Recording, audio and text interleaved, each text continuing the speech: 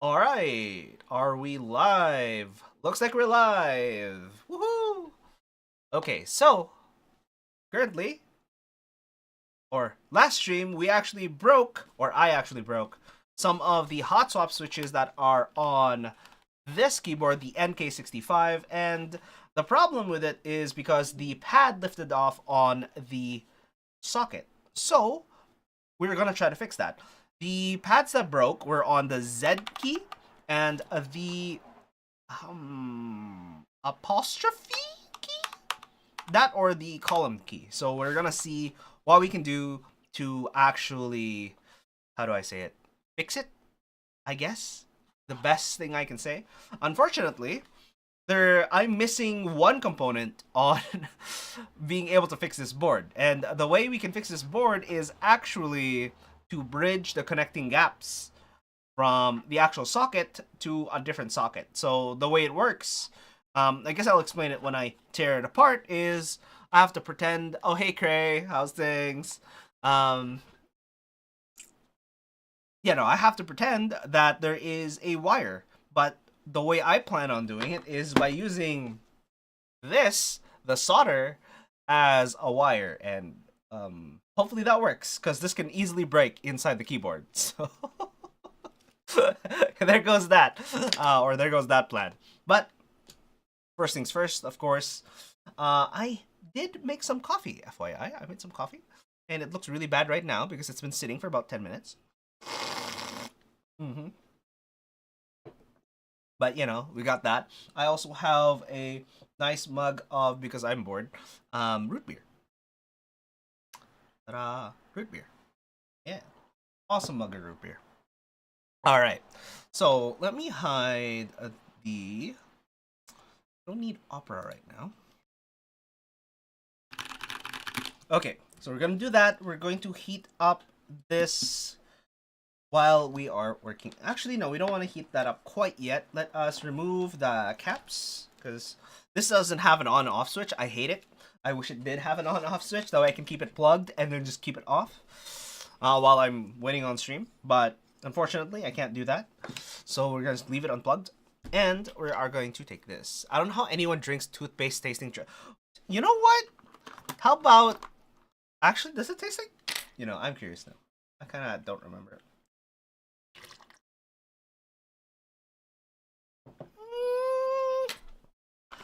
I don't see how root beer tastes like toothpaste to you.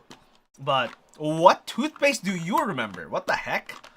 The closest thing I can think of is the dinosaur toothpaste. There was this weird purple dinosaur toothpaste from when I was a child. I don't know if it exists anymore. That has the closest, I would think, in terms of root beer drinks. Yeah. So, the minty? The minty? It's root beer! How is root beer minty? What are you talking about, Gray? Like, that makes no actual sense, dude. No actual sense. Oh, right. Musica for the stream. Because it's way too boring without it. There you go. Ta-da! Okay, the minty ones. Yeah, okay. Honestly, I understand nothing about how you get minty. Your taste buds are different. Okay, I see. You're the one who has the fucked up taste. That's what it is. Oh, I swore.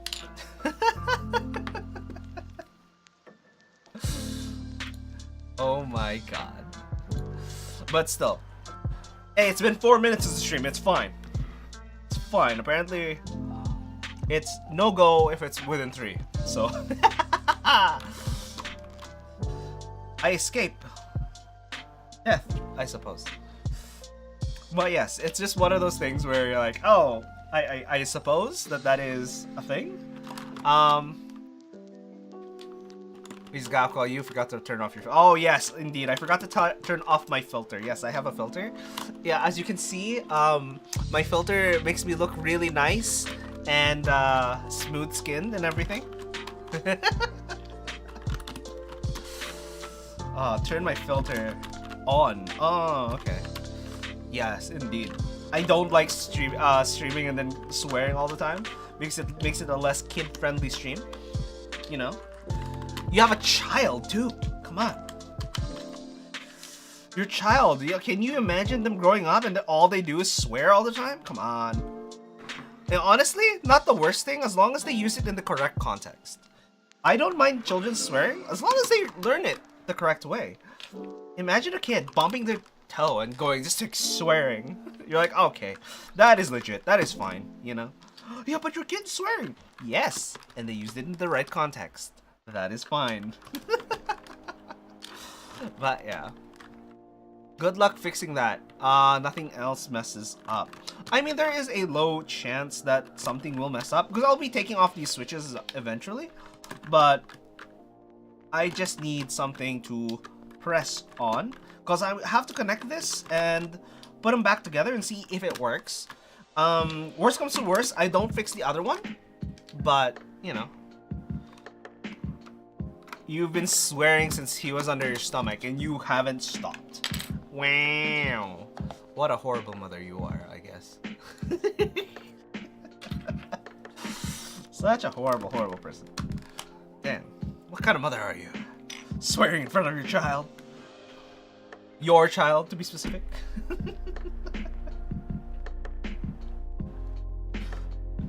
Can you imagine? The blasphemy. But yeah, it is one of those things. Oh, I've been actually, did I even tell you? Yeah, I think I told you. There was the story about, because one of my friends, actually a teacher, I was about to say, one of my friends still goes into high school. And I'm like, yes, because he's a high school teacher.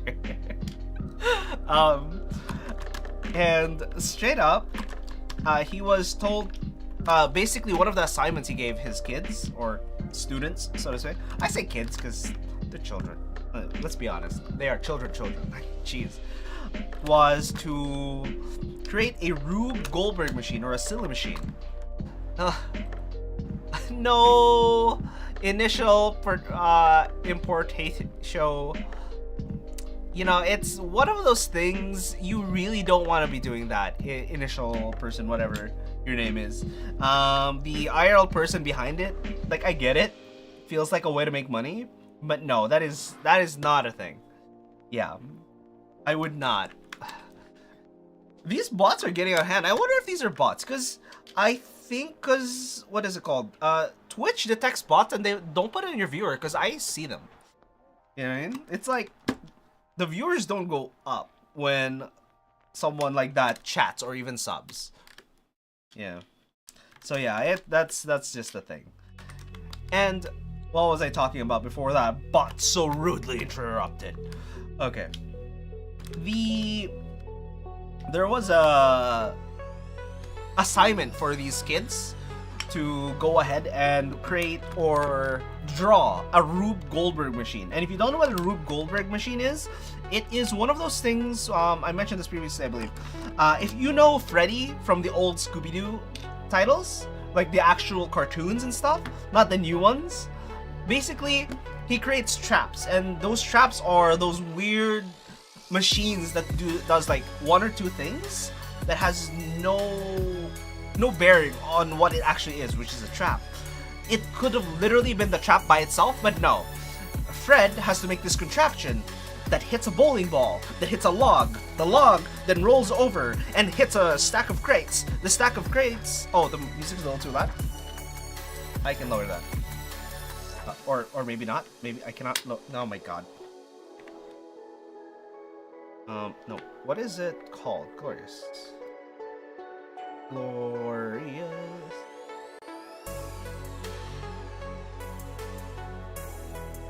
How? There we go. Too loud. Oh my god. That's... Music is a bit too loud. Okay. There you go. I was looking at the levels. It didn't look like it was all the way up. But yes, sorry about that. Yeah. How's it now? A little better? Maybe it was also the tempo of the music. It is louder physically as well. Like, actually. Oh my god. Now that I'm seeing it more often. Okay, so, where was I? Right. Oop.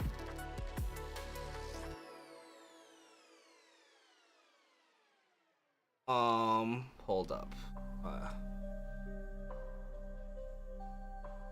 Yep. That's what happened. Give me a sec. We're back.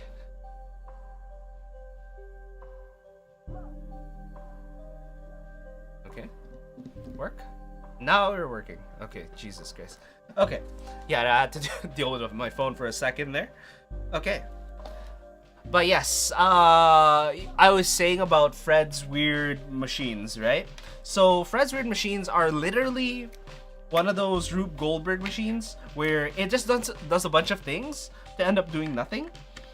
And in this case, one of the kids drew, if you are aware of the new Meta Ray-Ban thing, it's that, except it creates a virtual friend.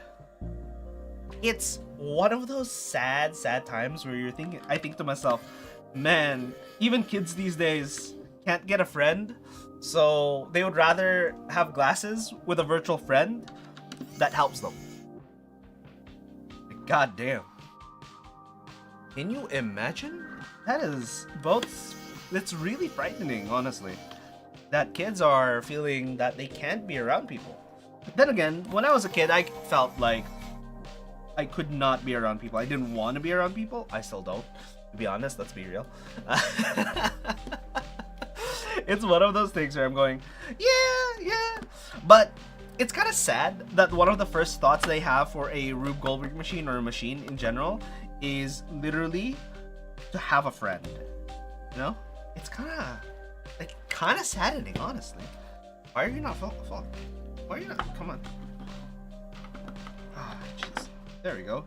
Alright, so the pads that were broken were Z. Uh-oh. This one? Yeah.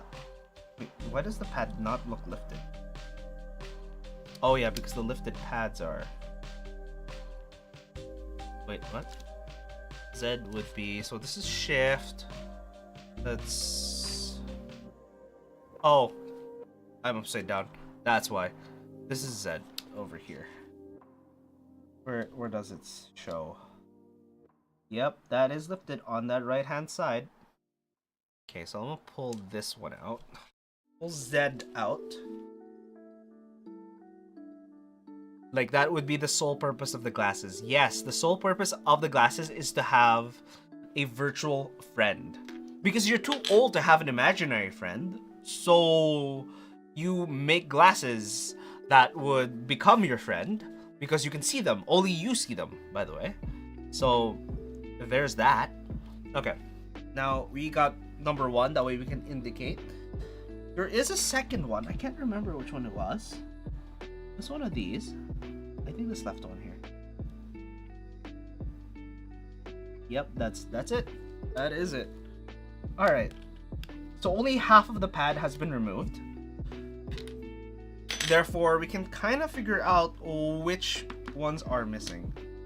Okay. So, in order to figure out which one is... baby is fussing. Yeah, go take care of your baby, dude. It's fine. It's just one of those things where I'm sitting here going, Jesus, can you imagine how horrible that is to live in a future where everyone has their own virtual, thing going on?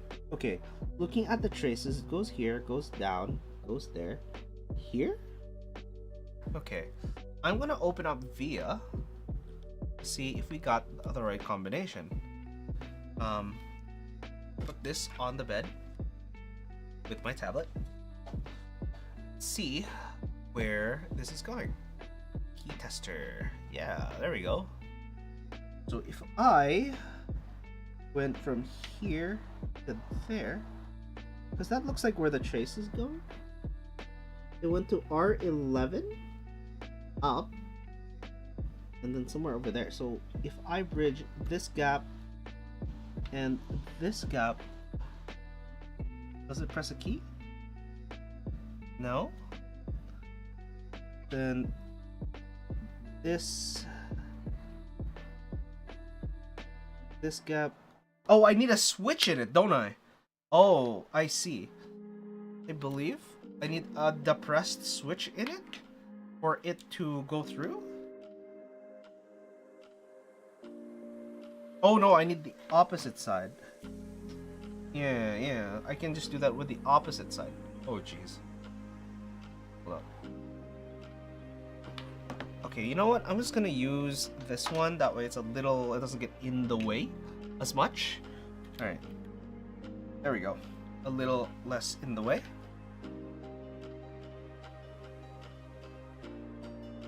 Okay, let's test the key next to it. So this would be the one that's broken. This and this. If I touch these two, it should just... Hello?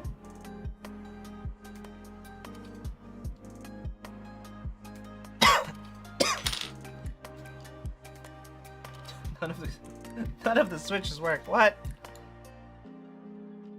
Configure. Do I have to open VIA again? Oh no! Okay.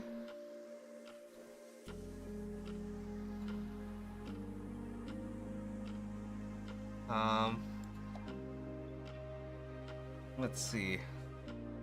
Where's VIA?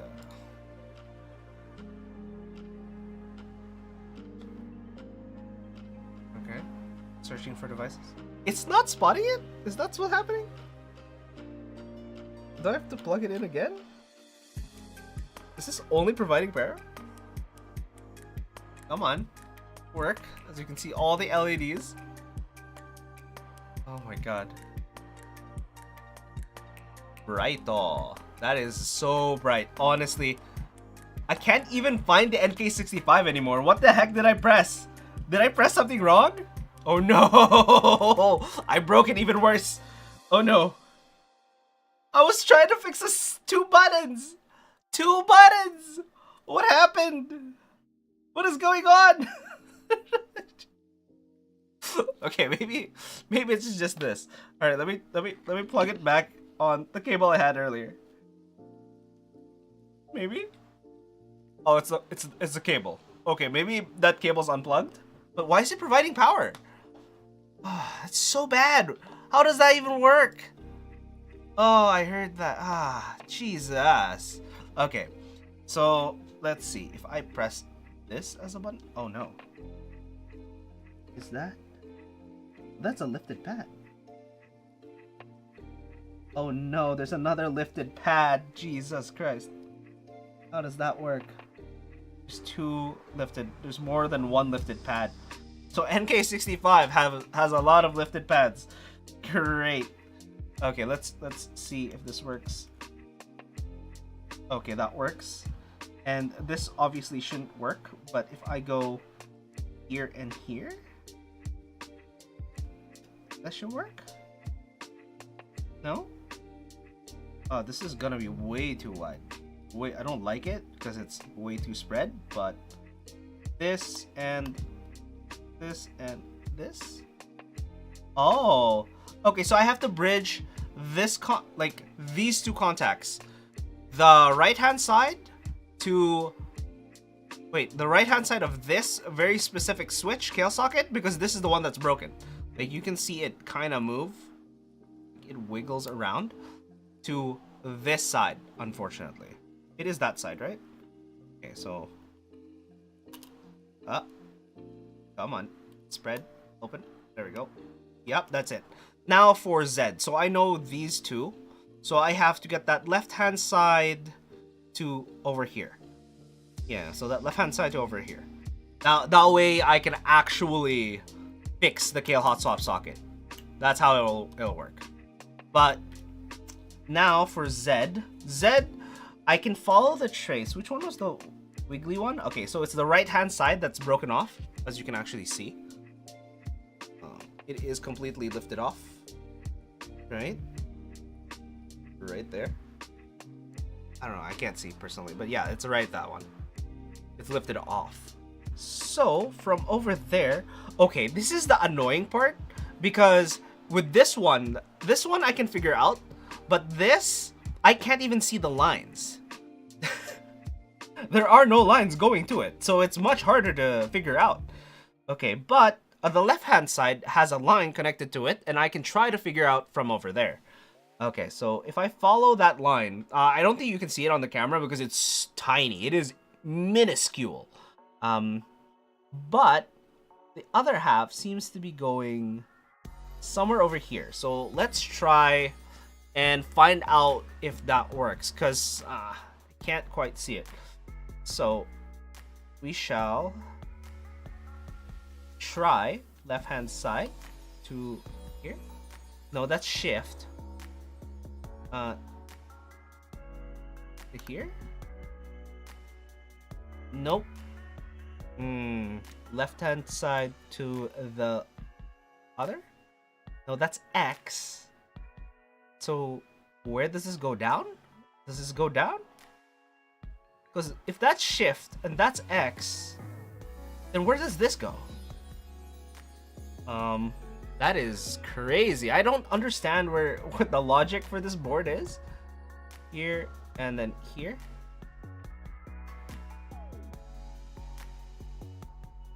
Oh, I'm not getting a signal on anything this way.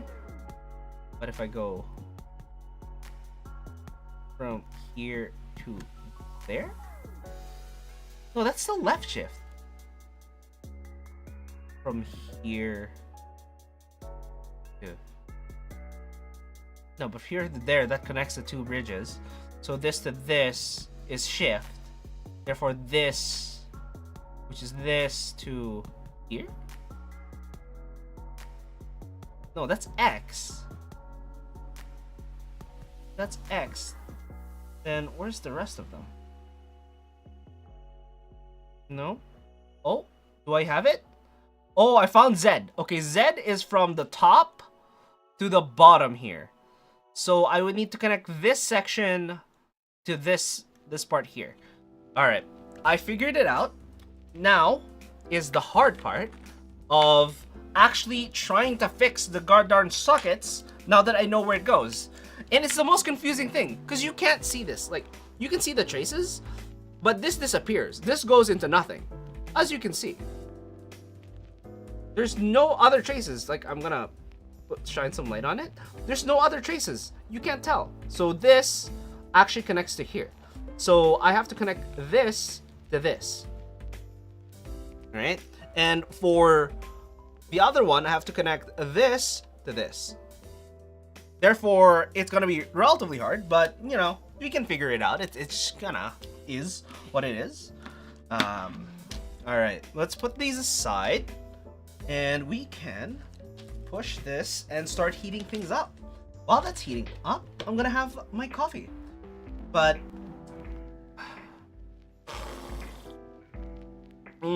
coffee. Oh yeah, it's a macchiato that I made, and apparently there's only a slight difference between an espresso macchiato and a latte macchiato.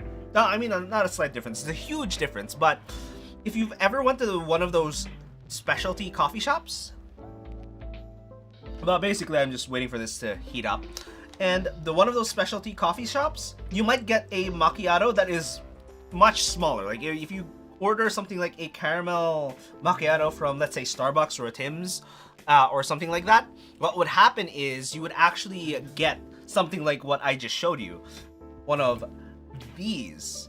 However, you might get one that looks kind of like an espresso shot with a dollop of milk in it. And the reason for that actually is that macchiato means to stain something.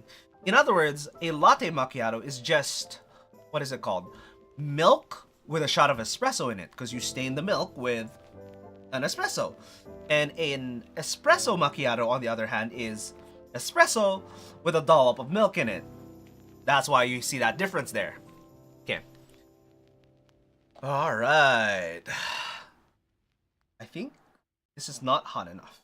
But the way we're gonna fix this, while, you know, waiting, we're just gonna see if we can actually fix this, is what I'm gonna try to do is I'm just gonna use the solder. This is ridiculous. I would not, do not do this. But I'm just gonna use the solder, and I'm just gonna clip it, And I'll see if I can melt them on together and see if that works. We'll see. Apparently, you're supposed to super glue the Kailh Hotswap socket in place. Hotswap socket. Wow. I don't know why my tongue has a hard time saying that. Hotswap socket. There we go. So we're gonna be just bridging the two sections, kind of like that. Okay. And you might have thought, oh, you were pressing this section to the bottom, because the way I was testing, I was pressing this to over here, right? And the reason why I was testing this to over here to get the Z is because there's no switch in there. Otherwise, I would have to press the switch while touching on this pad to this pad. But effectively, I'm simulating a closed switch or depressed switch. I literally just thought, I laughed to myself in that moment. I laughed to myself, a depressed switch. I imagined a switch with eyes and a mouth, and it was just sad. It was just crying to itself in the corner. And I just imagined a depressed switch. No, a switch that's been pressed down, a depressed. Oh wait, no, wouldn't depressed be the other way around then?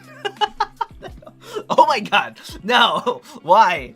But yes, the way I would do it is you would connect these two, because this would simulate a switch that's already been pressed down, by connecting this pad to the bottom pad. And normally it would be one of the switches next to it, because there's no point in making a trace so long that it makes no sense. Unless, of course, you're at the end of the board and it has to go all the way to the other side. But at that point, you would just go to the next one, or it would be another part of the, what's it called, PCB. So it would then behoove you to actually know where the PCB layout is. But because this specific pad disappears into nothing, I kind of had to test all of the switches around it. I wouldn't even have imagined that it would be here, going into here, connecting to the switch, connecting them together, and then going down. I would not have imagined that at all. But I, of course, try every switch that is adjacent to it or close enough to it. That way I can test all of the switches out. Okay? Makes sense. Okay, so I had a story just like 10 seconds ago, and I was talking about a macchiato. Why are you not heating up at all? Oh, that's why. Have you ever plugged something in expecting things to be turning on? But no, apparently it wasn't even on. Oh, there was a story. I'm stealing this story from Tech Deals, and it was their story. They used to work at a shop, very much like a Best Buy. And what they would do is they would troubleshoot a customer's computer for them, because, of course, they sold computers and they want to make sure the customers were happy and all that. So instead of charging them, they would help troubleshoot. They would troubleshoot this computer. And here's the thing. There's this old lady that came to their shop, and it was a nice old lady. Computer wouldn't turn on for her. You can guess where this is going. Brings it to the shop and says, this computer wouldn't turn on. They plug it in, they try it, and it turns on, works absolutely perfectly. Woman goes back, plugs it in, comes back the next day, and says, it wouldn't turn on. They do the same test, they plug it in, turns back on perfectly. At this point, Tech says, okay, here's the thing. What I want you to do is, I know this is going to be the most ridiculous and you don't want this to happen, and we wouldn't do this any other way because it works here. We know it works here. We know it works here when we're testing it, but it doesn't work in your house. So what we want, because we can't go to your house, what we need you to do, and this is the bad part, is to bring everything you connect your computer to. Everything. Your mouse, your keyboard, everything. Anything that's in your house, bring it here. And we'll connect it all up, and we'll see if it's not working. So, of course, the lady comes in the third time that week, and apparently this lady had to take an hour drive just to get to the closest store. Yeesh, imagine that. That's 2 hours back and forth of their day gone. That's 6 hours in total of their day gone by day 3. They come in and they bring everything. They plug it all in, and guess what? It doesn't turn on. Then they're like, aha, So it doesn't work because of something here. They fuss with the mouse, they fuss with the keyboard, they fuss with a bunch of things that they couldn't figure out how to turn it on. And of course, goddamn course, the manager comes in and goes, looks at everything that they're doing and goes, guys, have you realized that the power supply or like your anti-surge protection is not on? And they're like, what? So he literally goes to this power strip with a button on it and like with a switch on it, and then presses it and then turns on the computer. It's not the computer wouldn't turn on, it wasn't receiving power. It's like, Jesus Christ. I just did that to myself with this thing. While we're doing that, I actually need an item, which is a pair of tweezers or cutters. I'll be right back, like real quick.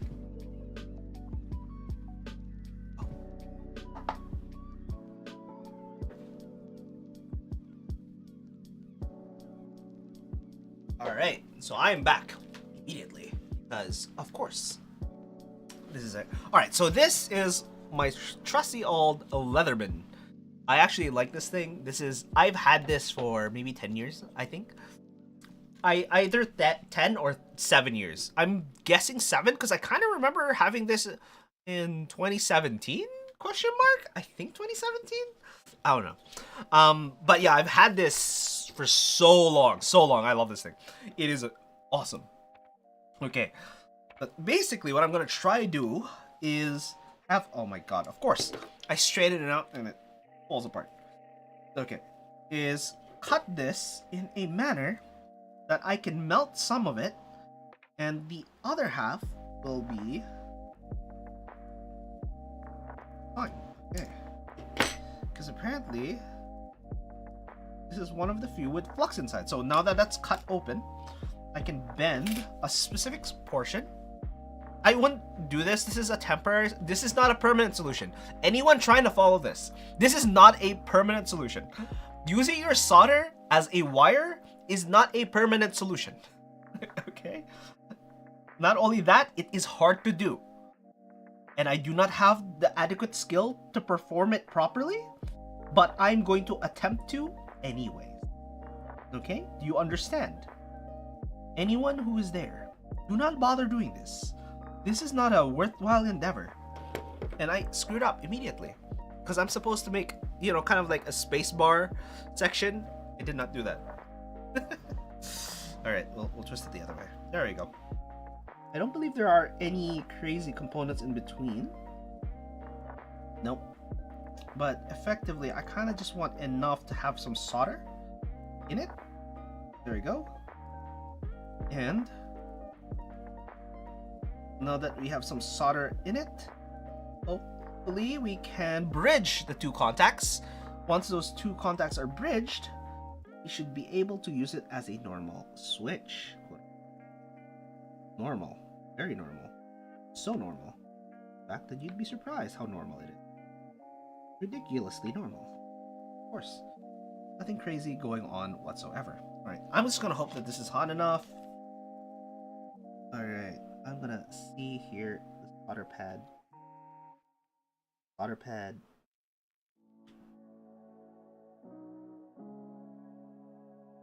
Okay.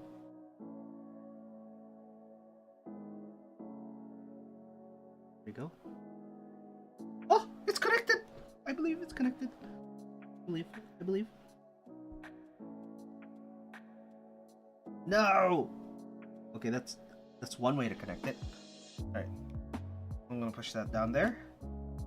While doing the same on the other side. I think I cut this a little too long, unfortunately. It's not great. But we can deal with that. That is fine. Oh, jeez.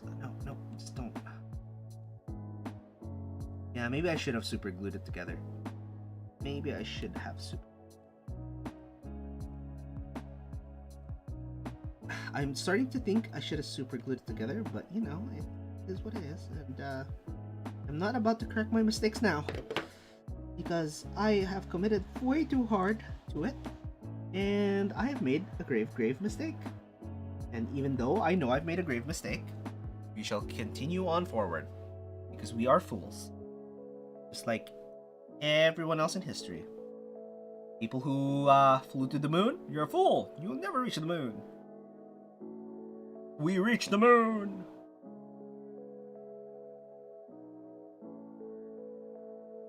Come on, I'm gonna push that in. Get connected to the pad. Come on. Get in there. Get in there. Come on. Come on. I know you're melting. I know you'd melt. I can see you melt. You're melting. You're melting. There we go. Into the socket. There we go. Now, all we have to do is make sure you're not touching any other sections? Question mark? Alright. Boom. A horrible, horrible display. So there is my temporary solution that is barely edging out, touching any of the other pads. Okay, it might be touching one other pad. Let me move that a little bit more. Okay, now it's definitely not touching any other pads, as you can see. All right, do not do this. This is not, you're not supposed to do it this way. Okay, now I will hold this pad together. I will grab that switch that I so desperately need, insert it, and hopefully it doesn't pop out and poke my finger too hard. Okay, now that's connected. I shall grab my tester. Okay, where's the cable? There you go. Cable, come on. I said, come on. This is Z. And we shall test Z. And it works! The Z key works. Alright. Now we can unplug that. Ah! Finally. And then do the same with the other keys. Woohoo! It is quote-unquote fixed. I do not recommend this. Again, disclaimer. Do not do it this way. The way I did it is temporary. I just couldn't find any wires that I could use. Always use insulated wires. Please, thank you. Please, thank you. Please, thank you. Okay. Oh my god. I'm glad I know enough about electronics to do this without using a manual or anything like that. I just looked at a YouTube video that was like, oh, you just have to bridge the two contacts. I'm like, oh, that's how it works. I understand. But of course, not everyone has, you know, previous electrical knowledge. And I believe it was this and that. All right. So we're gonna do that. Where is my second one? All right. All right. We're gonna go this way. Okay. And we're gonna cut it. Boop, cut. And we're gonna flatten this out a little bit. We're gonna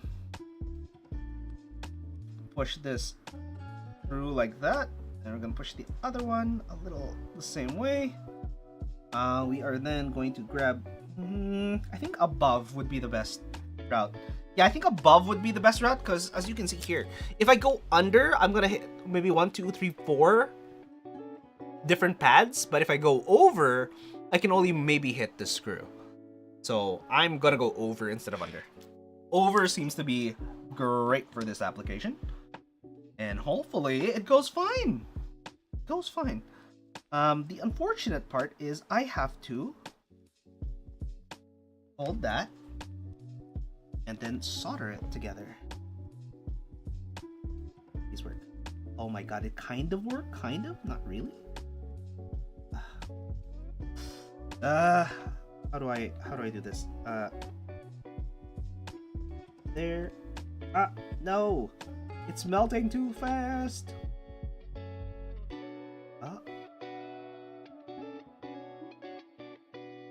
Okay, there we go. Temporary solution. Connection 1 done. Let's go. All right. Connection 1. Now for this one. Be connected. Come on. Come on. Go in. I'm in there. You got this. There you go. Then I can worry about the rest later.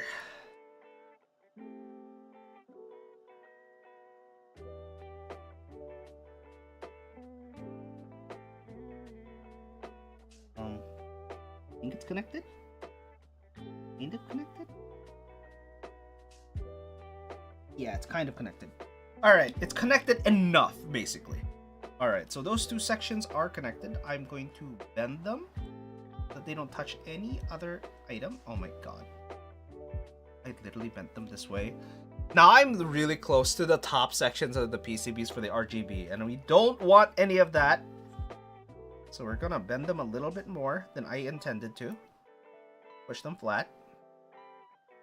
And hopefully, they work. Okay, now time for the second switch. See if this one works.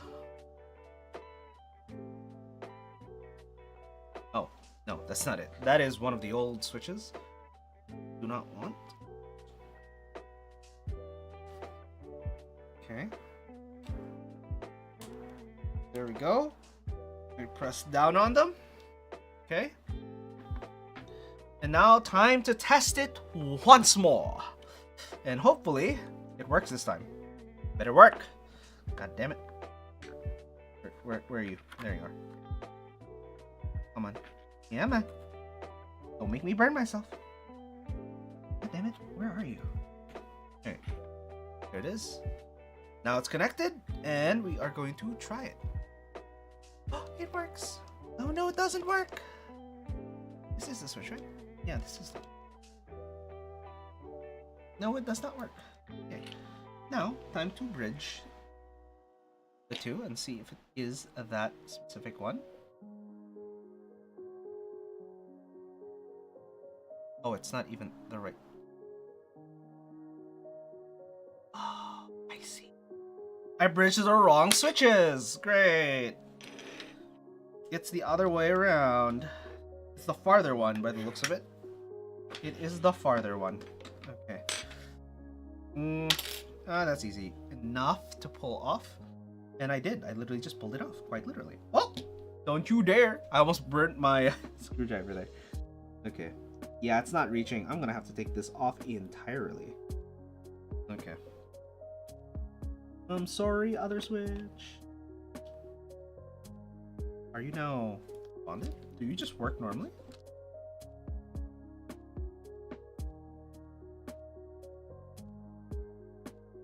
Weird. Looks like something is connected to it. You know, I'm gonna try that because it looks like it might be connected normally. That's a little concerning. They might have contacted a pad underneath. This is the best case scenario, honestly, for me. That it might be connected to a pad underneath. No, it's not. It's not connected to a pad underneath. I tried. Nope. I tried. Oh well. It is not. It is not, unfortunately, connected to anything. Alright, let us pull this out. And cut that off. Again. And hope this time we got it right. Which we probably don't. Well, I'll pick that up in a bit. Actually, I'll do it now. Ever change your mind as you say it? That was literally what happened. Alright. Things you're not supposed to be doing. This onto there. There we go. And this, alright, hopefully it does not interfere with anything. There we go. That's one side. Okay. Okay. Other side goes in here. Oh jeez. Oh my god. I need this to go over my arm instead of into my arm and potentially creating a hazard. Come on. Come on. Heat up enough to connect to the pad. Heat up enough to connect to the pad. There. Connect. There we go. Oh man. No, I didn't. I messed up. Aha. Got it. I think I got it. Alright. We shall now find out if it was worth it.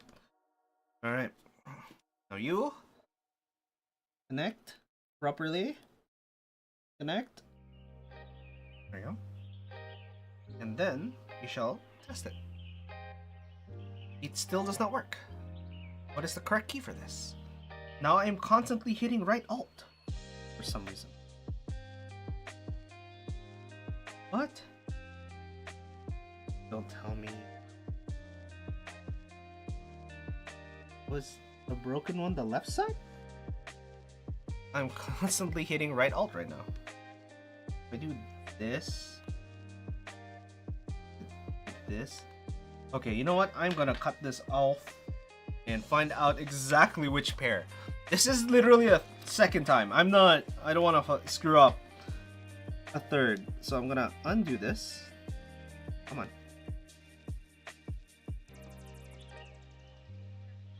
Hello. No, you can't. There you go. And same with this guy. Come on, undo. Undo. I wish it was as easy as Control Z, honestly. I really do. But it's not as easy as Control Z because I had to do that a little bit, quite a bit. Alright, now to again connect this over here.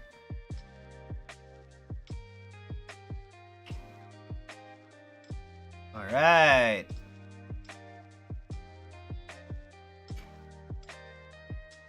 Now. Oh. Pressing keyboards in it.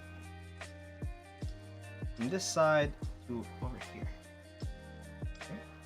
Here. No. Did I bridge some sort of contact that I was not aware of? I feel like I did. Oh, I'm on the wrong side. Here to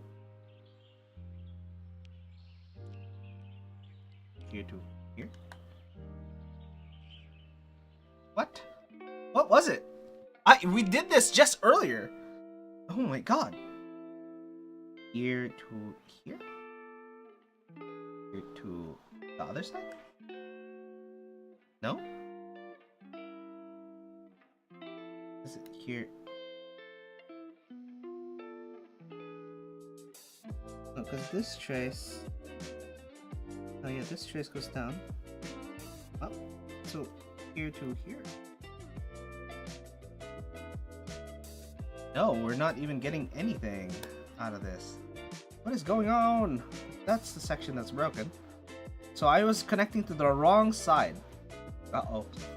Did I screw up? Probably. I probably did, unfortunately. I mean, this works, right? Like, I'm not going crazy, right?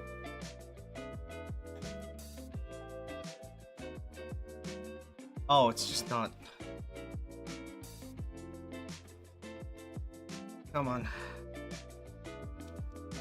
Why?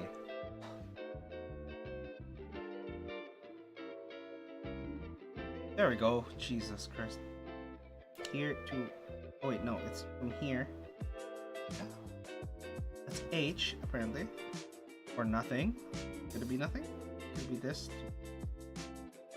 This to this? It is those two. What? So it's there. Oh, it's this to there. Okay, I understand now. I made a mistake. Alright, so the mistake what I did is, this is fine. This is a piece that doesn't move. This is fine, right? But this is the pad that has been removed. I believe.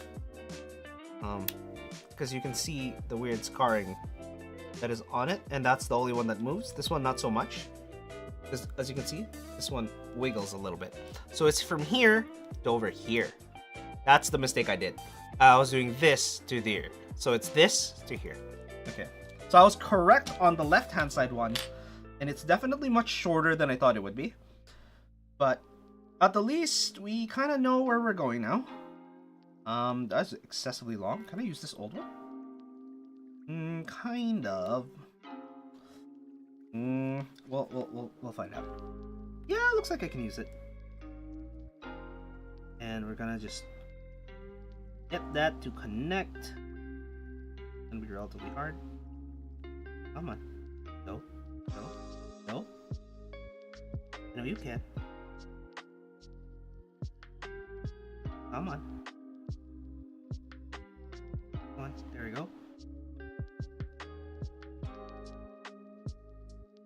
There we go. We got a connection, baby. Let's go. Awesome. All right. Now, to get to the other side, I'm gonna twist it a little. This time, I'm going to use my tweezers because it's kind of a tight squeeze. I'm gonna push this up there, push that down, and then we're gonna twist it the correct way. Fortunately, we connected it incorrectly the first time. Therefore, we had some trouble with that. But if I can just get this section to line up quite well. All right, maybe we can get it to go. So as long as it melts a little bit, we should be fine. And we melted it too much. Yep, we melted it too much. It's not even staying on the pad. No! I don't want to use more. Can we not use more? I don't want to use more.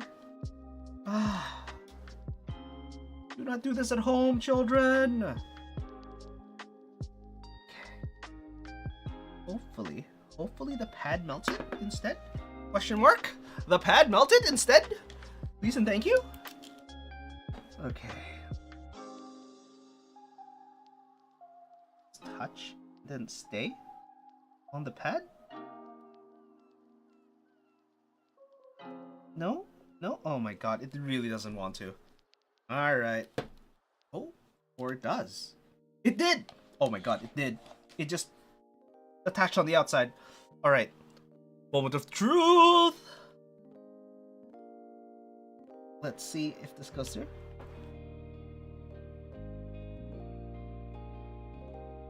No, it doesn't. I'm pressing a row of keys now.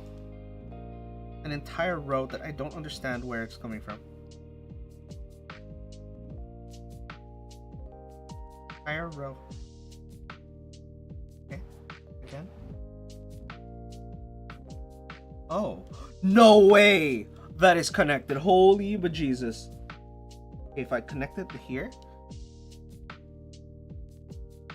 What? What's going on then? How did that work? I literally just flipped the board. Okay, so it works. We are back. And it works, BB. Let's go. I don't even know where I came with the BB. Where is it from? Does anyone know where that's from? That sounds wrong. Wait for me. Like, Jesus. Oh my god. Okay, that should be fine. Everything should be fine. Okay. Okay. And we're gonna that a little just to ensure we do not have single. No shorts here. Alright. There we go. Finally, we are done. However, of course, we are also going to be lubing the rest of it. So we're going to turn this off. Because technically, it should be fine. Technically speaking, it should be fine. We are going to just test all the keys right here, right now. Turn that upside down. Got? Stay up.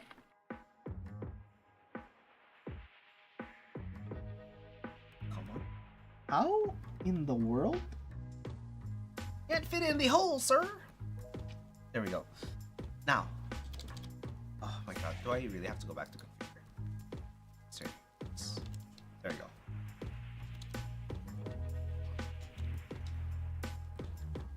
Okay, all the keys work. Except for question mark. Okay, never mind. All the keys work. Okay, those were the keys that were broken. So we know the rest of the keys work. Now here comes the hard part. What we're gonna be doing, unfortunately, kind of is having to put them all back together. We're gonna be lubing the rest of the switches. We're gonna be lubing these, which is the Kailh speed copper switches. And I'm gonna take a celebratory drink here.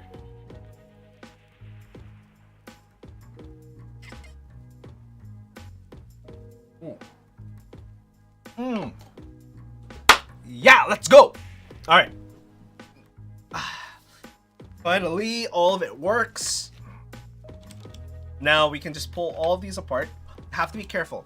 Right now, the thing that I'm most worried about is that I am going to, how do I say it?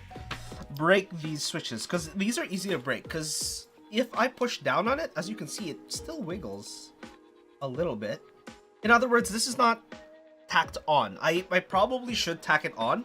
That way it makes some sense. And maybe do a tape mod on it. That way it's a little easier to distinguish. The hard part right now is I might break the rest of the plates because I think there was a section here that one of them was raised. This guy. I'm gonna pull this guy off real quick. When was that? This guy over here. So that unfortunately pushed the switch a little too much. It was excessively tight for it, unfortunately.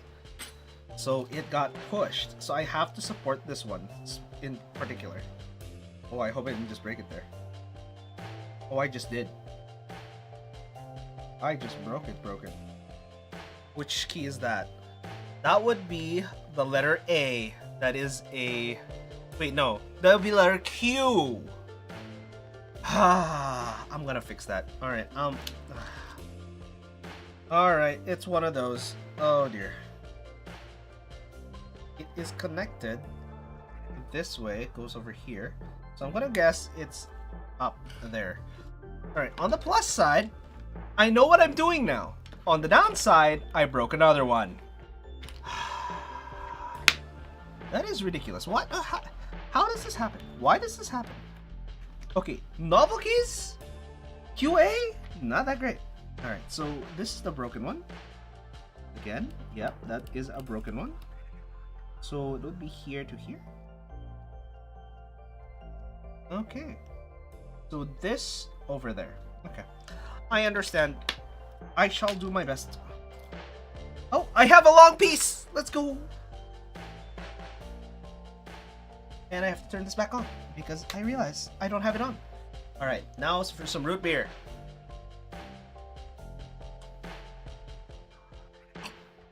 Watered down root beer, but still, it is one of those things.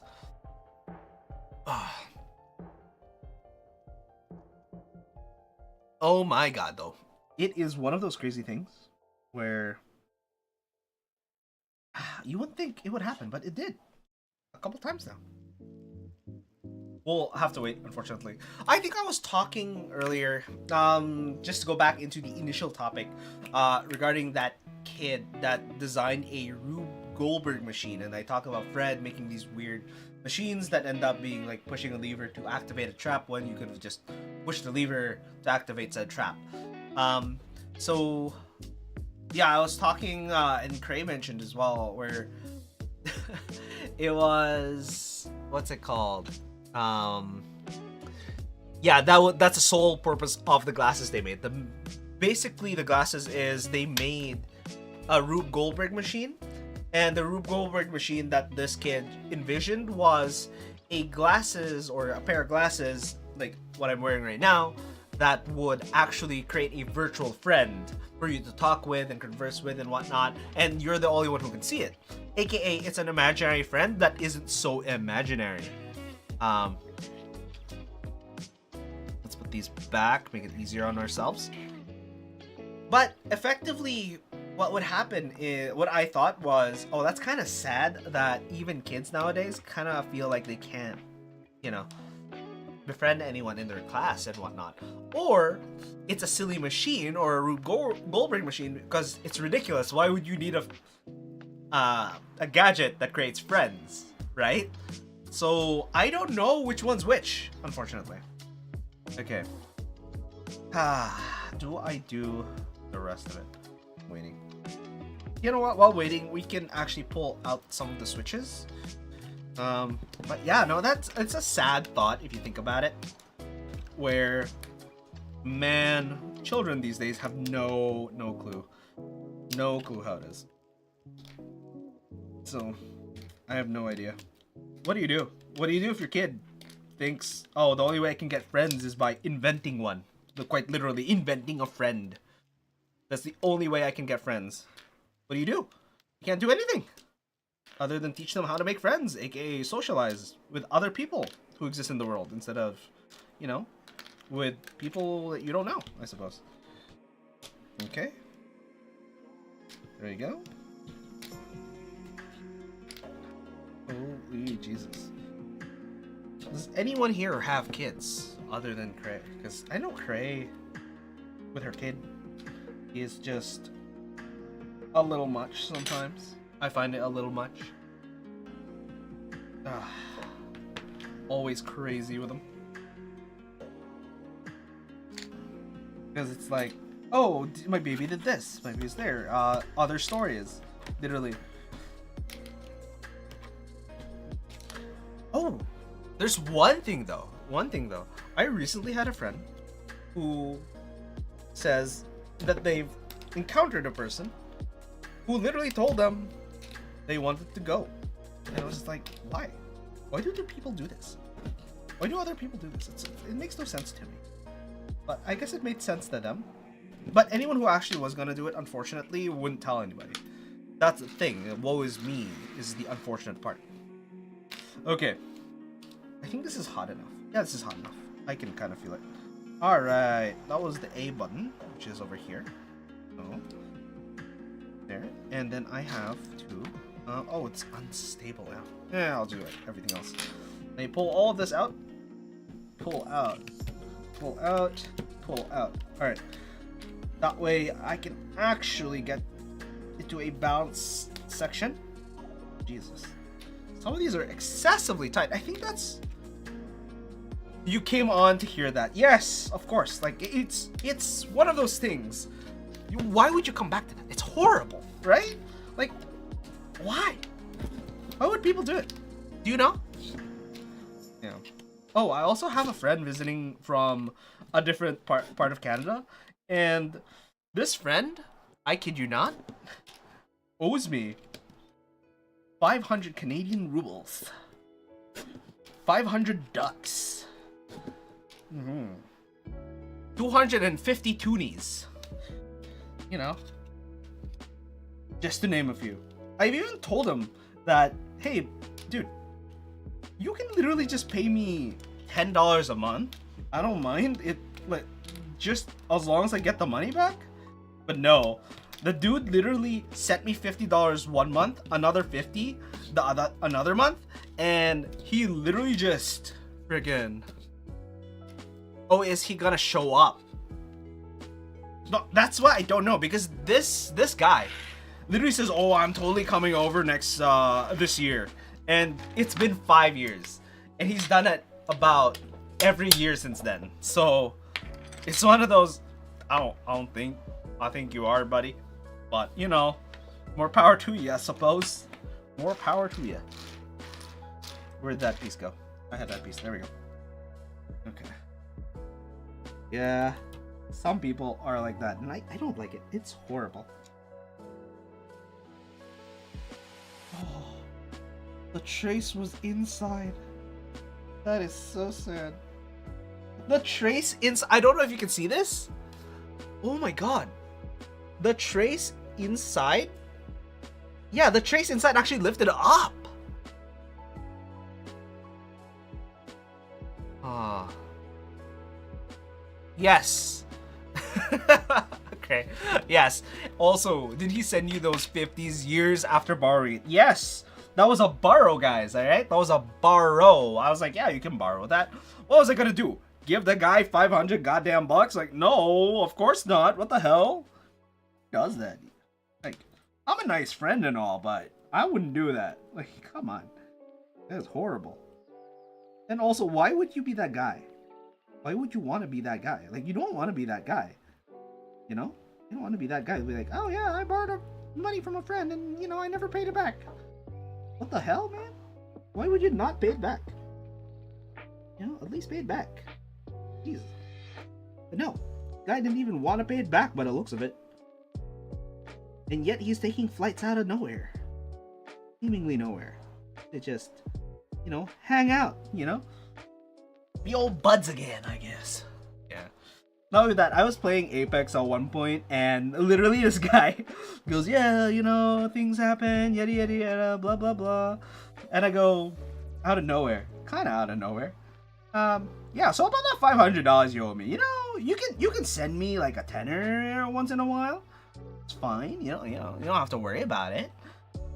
And he literally just disappears. He never played Apex again. And I'm sitting here going, buddy, oh buddy, oh pal, yeah, it's literally a Netflix subscription. I get it. A couple of years of not watching Netflix, I know, it sounds like a horrible idea. But don't worry. A friend who hasn't paid you in 5 years? Even worse idea. Trust me. You know what's a worse idea than that, though?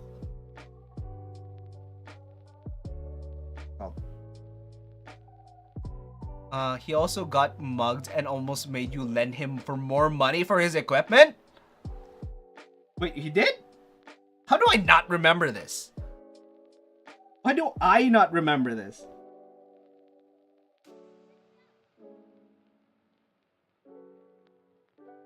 Like, I guess it didn't pop on my radar? Radar. Yeah, it didn't pop into my, like, radar? Like, my brain is that fried? Like, what? I don't remember this. What are you hiding from me, Craig? Hmm? Did you get mugged? Like, I mean, technically you got mugged of the entire life, but it is what it is.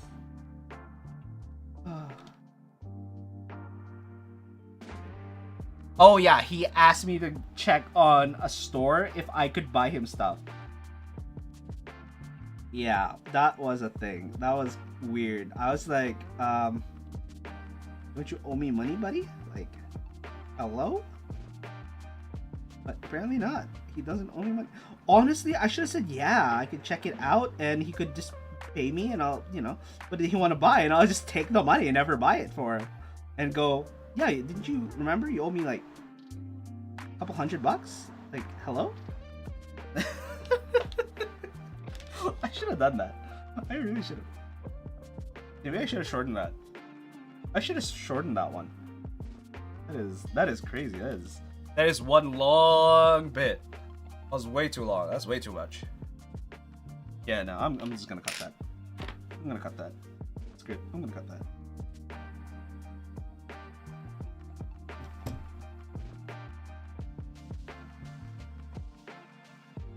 There we go. Stay down. And I need down here. Oh, there we go. The equipment being professional level. Yeah, I know. That would have been so much more with the equipment though. Like, look, I should have taken up his offer about, oh, can you buy me equipment? I'm like, yeah, sure. What did you want, buddy?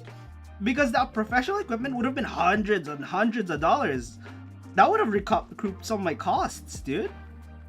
Ah, damn. It could have, actually. Now that I think about it, man, I'm a fool. I should have just actually asked him what he wanted and, you know, taken my money back. Like, actually. That is ridiculous. I don't know why, but it's just one of those things where now that I think about it after the fact, it seems so obvious. But before that, like, I wouldn't remember. I'd be like, oh yeah, that's a thing. God damn. That is one of those things where when your friend borrows excessive amounts of money from you and you totally forget that they owe you for a bit, and they just go pretend like they don't owe you anything. You know, and hopefully they hope that you forget about it, right? Like, dude, that's $500 out of $600 that you still owe me. What are you talking about? I'm totally gonna remember that. That is not something you just forget.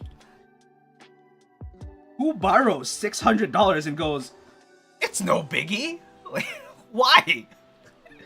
Come on, if you're borrowing that much money from a guy, you bet he's gonna remember that. There's no way he is not remembering that at all. Come on. What is wrong with you? Why would you hope that they won't remember it? That is not That is not the strat that you should go for. Honestly. Okay. Alright, so I fixed a bunch of the connectors for this Hotswap socket. And I do not recommend this. It is a viable option, but I do not recommend this if this is a temporary. But as you can see, I took solder and soldered the two sections together. 1, 2, and 3.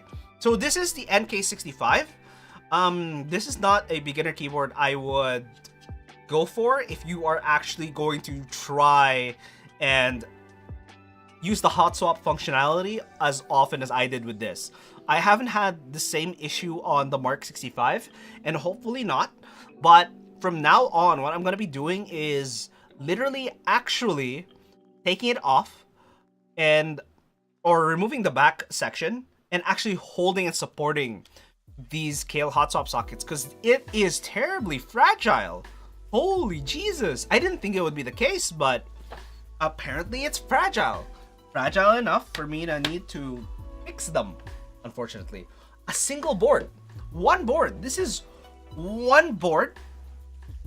And it's already broken. It's like, ugh. Oh yeah, Cray. Yeah, you have to remind me that this guy just owes me so much money. It is ridiculous. Dude, when was it? I can't remember. Is it 7 years? 6 years? I think it's 6 years. Maybe 7.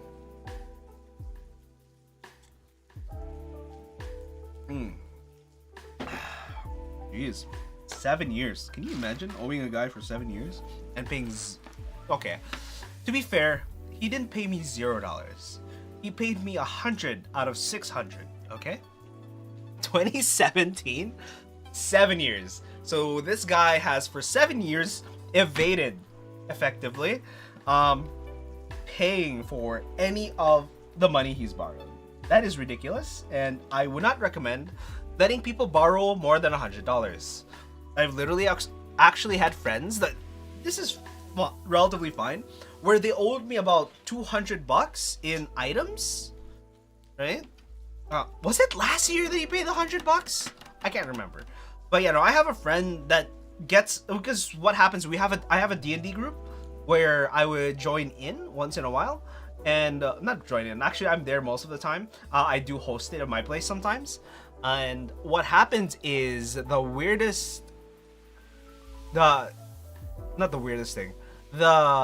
thing where I would pay for the food, he would pay me back, but sometimes he couldn't pay for it, so I go, okay, look, it's fine, just I'll do it for now, and then when your next paycheck, yeah, you pay for it. And then he forgets he has other bills and other stuff like that, so it'll take about 2-3 months before he pays me back.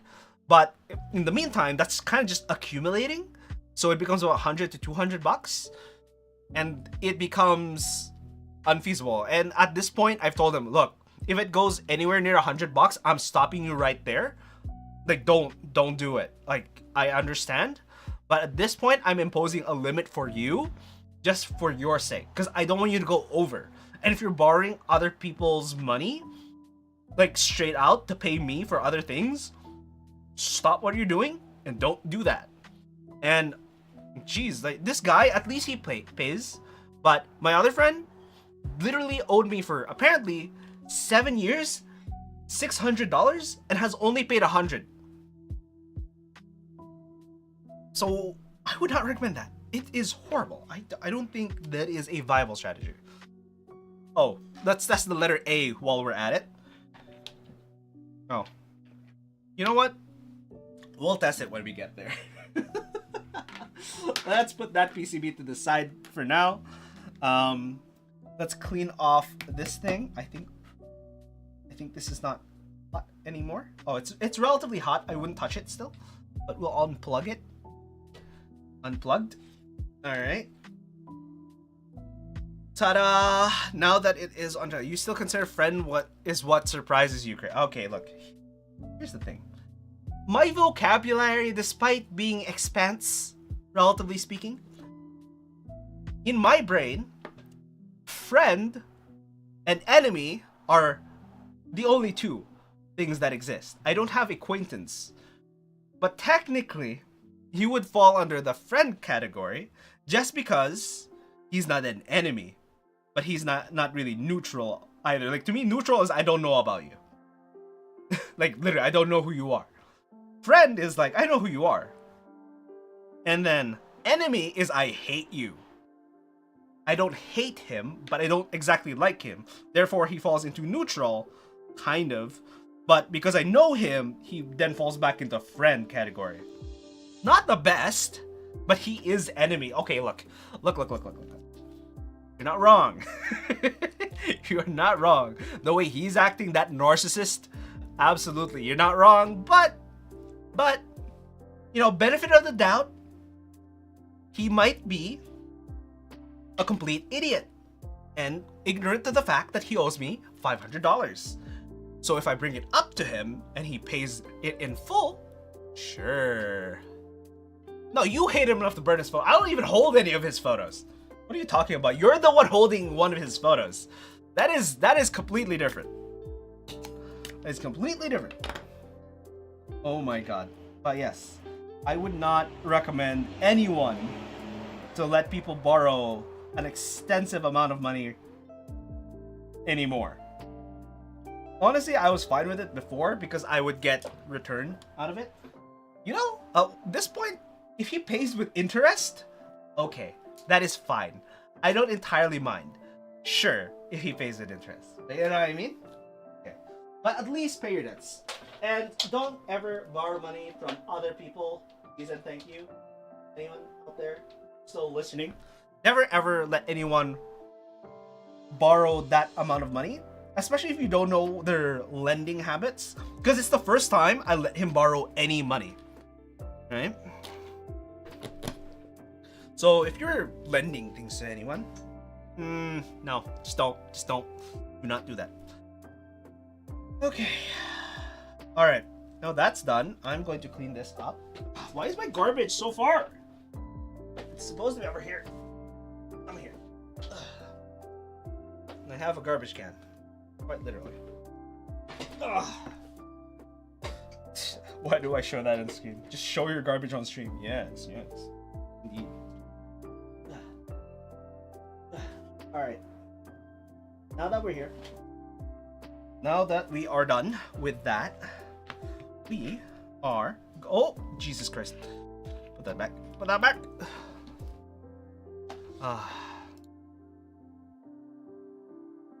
Okay. The red flag does that he traveled and he had no money, so he had to borrow. That he traveled anyway. Like, to be honest, I did want to travel and meet some friends. He happens to be one of those friends. And yeah, look, I might not be the only person he borrowed money from.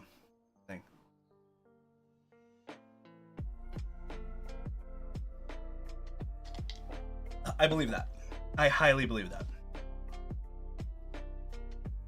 Oh, holy Jesus, though. It is one of those things where you're like, oh. If he's doing that to me, he's probably doing that to a bunch of other people too. Not just me, unfortunately. I would not. He borrowed from his girlfriend at the time. Okay. No. No. If you're borrowing from more than 3 people, you already screwed up. You already screwed up. Yeah. So that is a thing that I believe. 3 people, that's already past, way past where you're supposed to stop. Yeah. Okay. 250 dinars. Jesus. Oh. I grabbed my keyboard for no reason. Okay. Alright, what we're gonna be doing next is actually these guys going to be lubing the switches because, well, I have extras over there. There. The little switches over there. And I figured we're gonna have these as extras, right? So, we can indeed use these as lubed and then unlubed. Yay! And where's my lube? I had my lube like 10. Oh, there it is. Quite literally. Alright, I have my lube. Oh, right. I can use this now. Because I cleaned them. Ta-da! Watch the video get brighter. Okay, this is what I hate about my camera right now. Watch this. Ooh, brighter, brighter, brighter, brighter, brighter, brighter. Back down. Darker, darker, darker, darker, darker.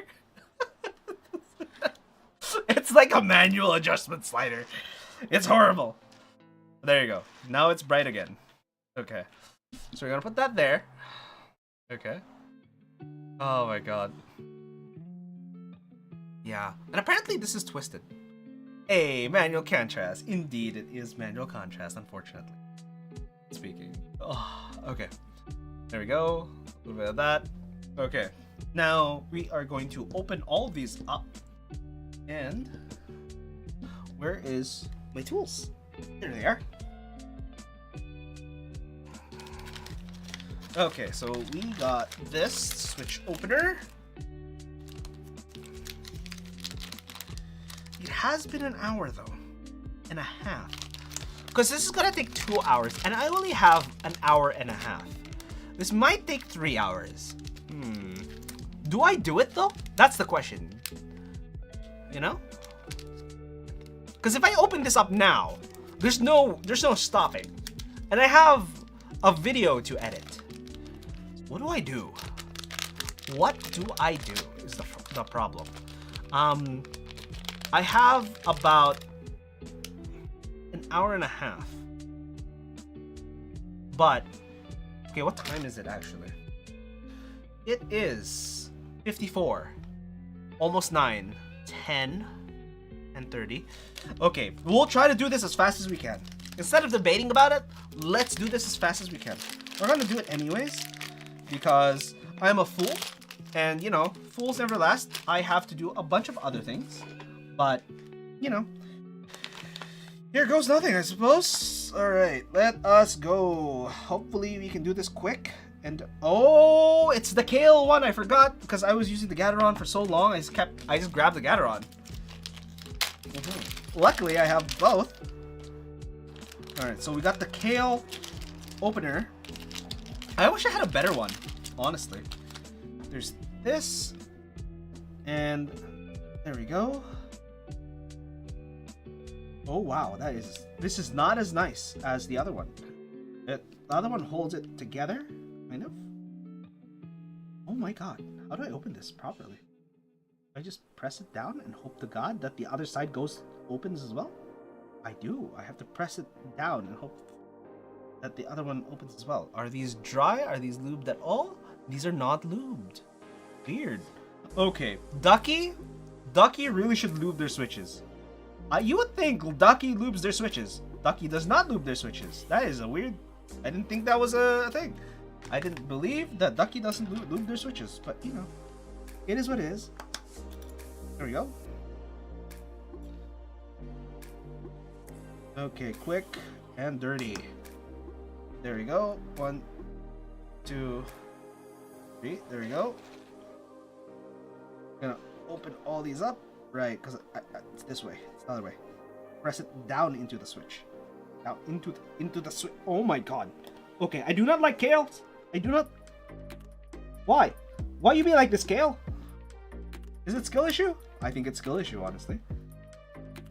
Down. There we go. Yes, it is skill issue indeed.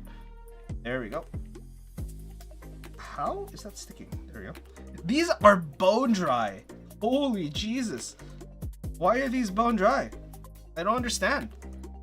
Kailh switches? Oh no. Okay, this switch opener I think is the problem. I don't think it's even a problem with the rest of the things. I think it's just that the switch opener is a pain to use. Okay, I think I can get into a groove here, but effectively, I wish there was a manual process for this, or a different process for this. I kind of want to buy the Tomo switch opener just because it looks cool and it makes the cool sounds and stuff. Like if you want it to be a pleasant experience and much easier to do, apparently that's one of the switch openers that is nice. However, it is effectively worse in terms of the ability to do things quickly. So I'm debating whether I should do that, but then again, if I do it on stream, it's not the worst thing because, entertainment for hours, if you so incline. But not everyone is inclined to always be there, right? There we go. Hopefully I can do this all in 30 minutes or less. Right. That way.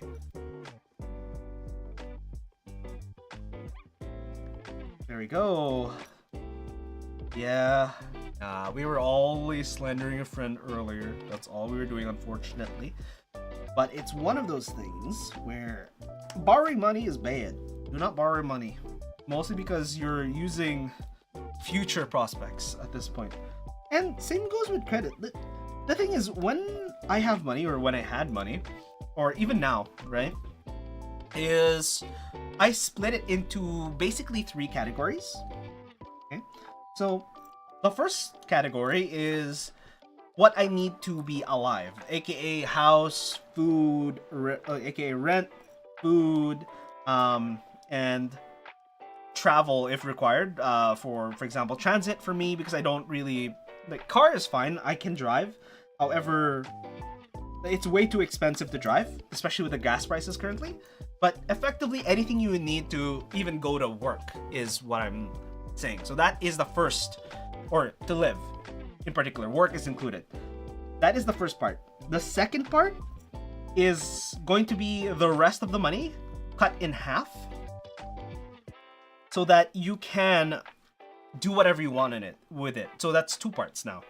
So the remaining money is cut in 2 parts. The first part is actually the do whatever I want money, and the second part is the savings.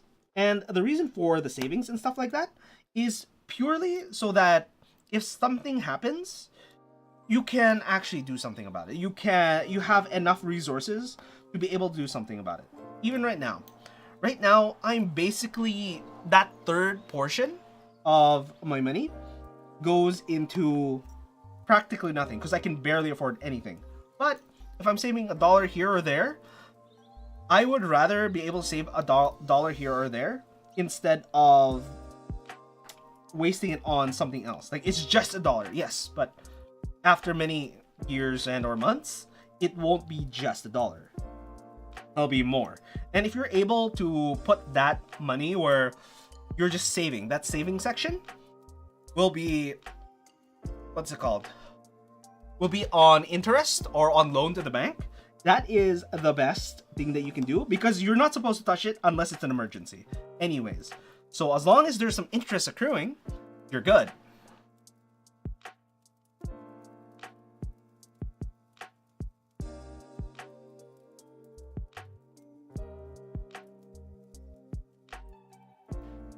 Why is there a delay? Jesus. That one button has a delay. I don't like it. But yes, that remaining money, always split it into 2. The do whatever you want with it money and the savings money. After your expenses to be alive or stay alive, so to speak. And the reason for that is it's technically a sanity tax where the do whatever you want money. And a lot of people make the mistake of, oh, do whatever you want. Money is like, oh, you can just put it into savings. Do not put it into savings. Whatever you do not put it into savings. And the reason for that is you won't be able to use it because you should not ever touch your savings. The savings are there to sit and accrue wealth. Do not move them anywhere else. So your do whatever you want money is meant as a sanity tax. Do actually what you want with it, whether that's spend it immediately or not. One of the mistakes that I see a lot of people make every time I say this is that they think, oh, you should just save it and stuff, and that doesn't mean you should just spend it. How can I spend just like $10 if that's all that's left into my do what I want money section? Well, here's the thing. You don't have to spend it all in one place, and you don't have to spend it all immediately. And that's part of the issue. Don't put it in savings, because if you put it in savings, that means you're not touching it.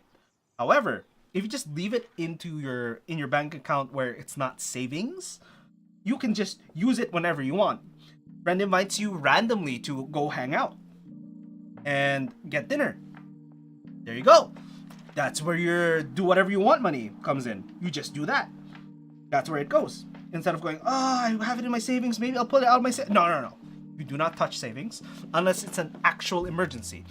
Someone in the family gets really, really sick. You get really, really sick. You get into a car accident. Someone in the family gets into a car accident. And stuff like that. The other part the saving comes into is also if you decide, oh, I want to buy a house or I want to do other things, then yeah, just do that. It's long-term goals. It's for the long-term goals as well. However, make sure you can buy that long-term goal at least twice over with your savings. That way, if you go through your savings, whether that's by accident or whatnot, you can actually still, you can actually still have savings, and that's the whole point. You're saving up for a bigger goal, and until you can buy it twice over or pay the mortgage twice over if you want to buy a house, do not step into those savings. That's my general rule. But like I said, always keep that sanity tax on hand, which is the third part of the other half you save. Even if it is as small as $1 or $2. If you hold on to that for long enough, you will actually be fine. Yeah. I've had times in my life where people are questioning, like for example, I would buy headphones that would cost upwards of $1,000. These being one of them, right? These are wired headphones. These are not wireless. They're open back wired headphones. And at the time, it was on launch. I think it was roughly about 2,000 Canadian dollars just being here on my head. It's just sitting there. And the thing about it is, oh, that's a stupid idea. Why would you do that? You could have put that into savings instead. I'm going, yes, but I also have money in savings. It's fine. You don't have to worry about it. And they're like, yeah, but that's not a great investment. I'm like, it's not. It's do whatever I want money. I could literally get that money and literally burn it if I really, really wanted to. Right? I can use it as a fire if I really, really wanted to. Not that you should, because that just seems wasteful to me. But if I find that entertaining for my own sake, just to burn it all away, that's fine. Because it came out the pocket where it was my do whatever I want money instead of my savings. You don't want to dip into savings to get something you want. For example, let's say the new Switch 2 comes out, right? Or whatever, Switch Pro, whatnot. If any of those come out, I can buy that. A new keyboard comes out, and it is one of the form factors I want. A 75% with a split keyboard, or a capability to use a split keyboard. I'm gonna just buy that. Because I have do what I want money. Because it's not in my savings. Right? So that is the difference between money that is in your savings and your do what I want money, which is your sanity tax. It's for right now when you feel that you can feel like you can just use. Versus the money that you need to just sustain a living, aka rent, mortgage, or food, internet bills, because everyone needs internet at this point, especially if you live in a first world country. Almost every job requires you that you have some sort of internet connection, and some people can work without that. And I've actually have uncles that work on a job site, and they don't even need the internet to do anything. They just have a schedule, and that's it. And they go by that schedule in particular. And I'm okay. I do not like this because at least this switch opener with the Kailh switches, if I press down, sometimes I only get one side. I don't get it. Half the time I would get both, most of it, but the other times I would just not get enough leverage on either side, and it doesn't go through. And that's a slight inconsistency that I do not like, especially when I'm trying to do something relatively fast. But, it is what it is. I haven't done a lot of Kailh switches, unfortunately, to the point that I can do this. Oh, Jesus. Okay.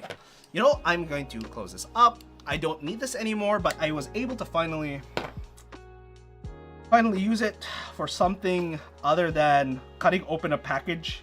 Because that's 90% of this thing's job. Open a package and hold something like it's a piece of pliers. Because it is pliers, to be honest. Like this has been with me for an excessively long time, and it's really useful.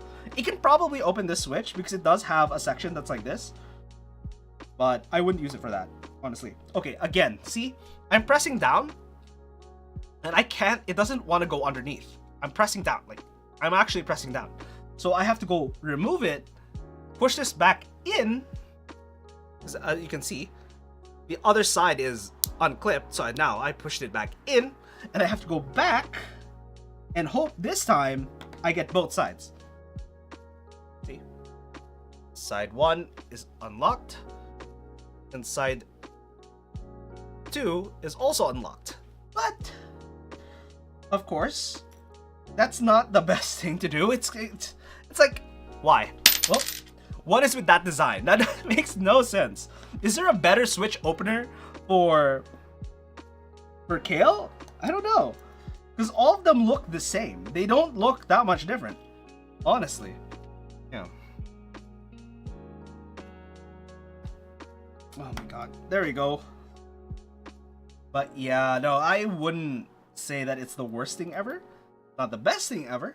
But, you know, it is what it is.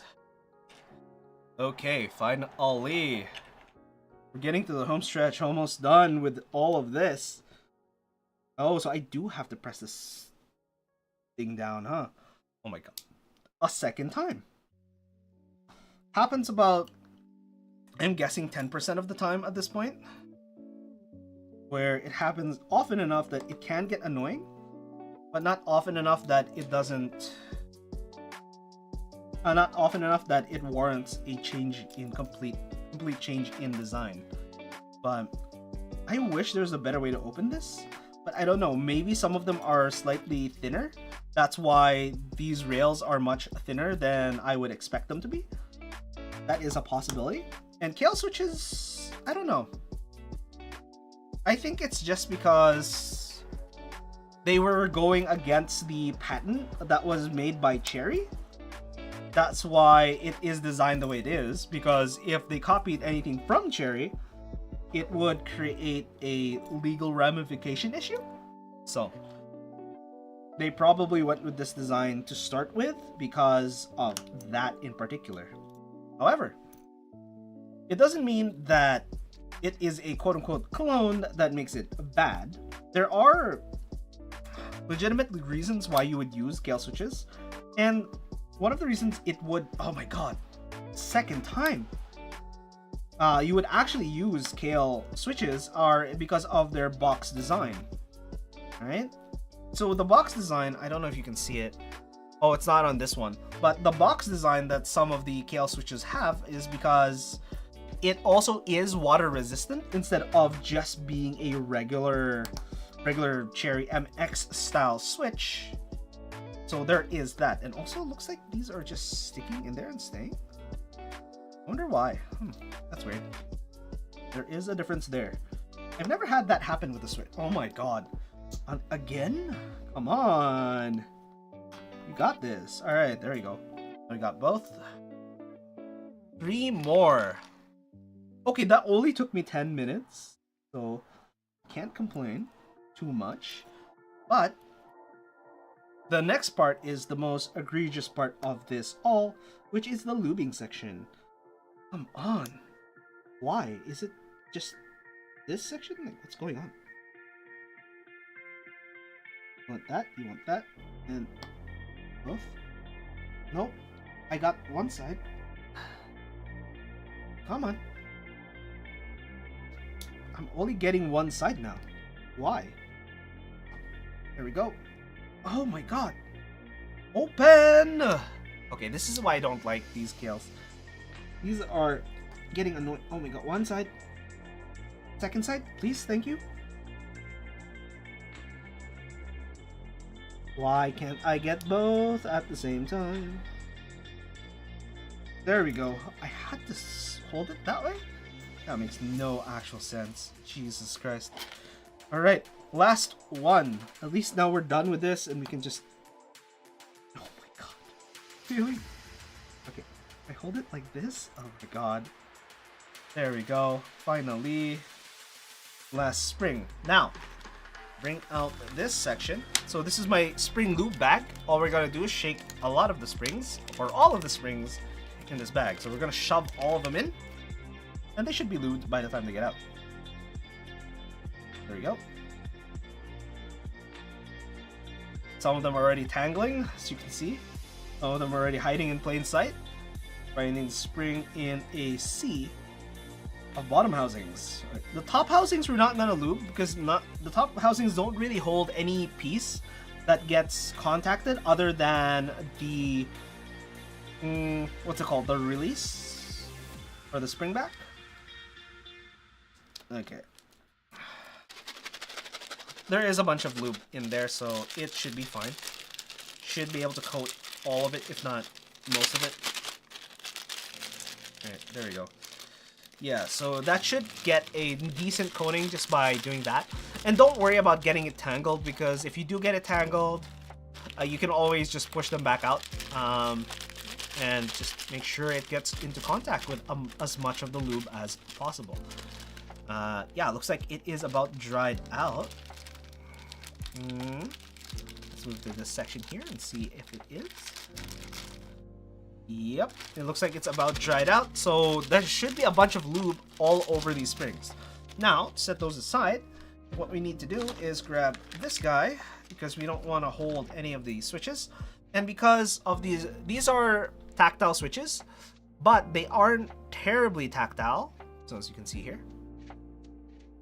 Come on. Right? These are tactile. These are not linears. It may look almost linear, but it's a tactile. You can see that slight bump.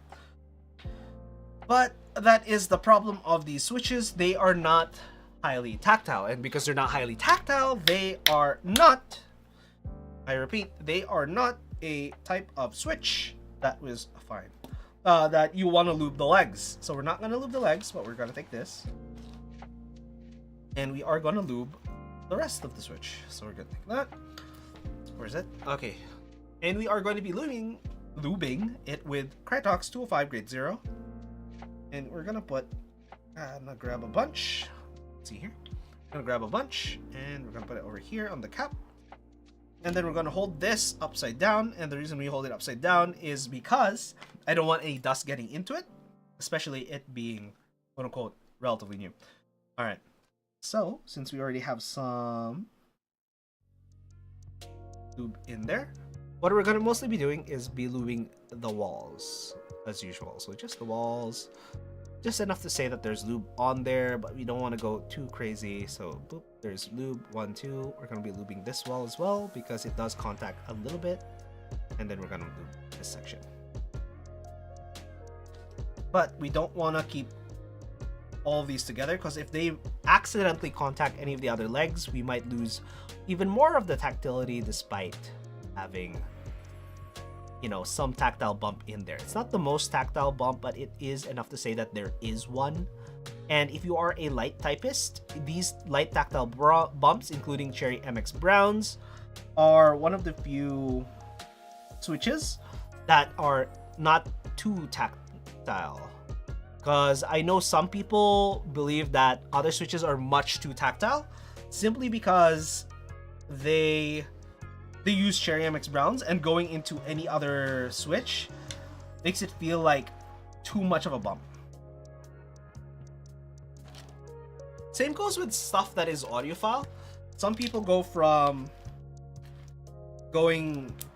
nothing to the best audiophile, so it should sound the best, as much as what's it called, as close to what the artist intended, yada yada blah blah blah, and we go, oh, this is horrible. Why? Because they came from bass boosted headphones, where now, because you're used to the bass boost, your brain initially interprets it as, oh, I need more bass, so it adds bass in your brain, or I need less bass.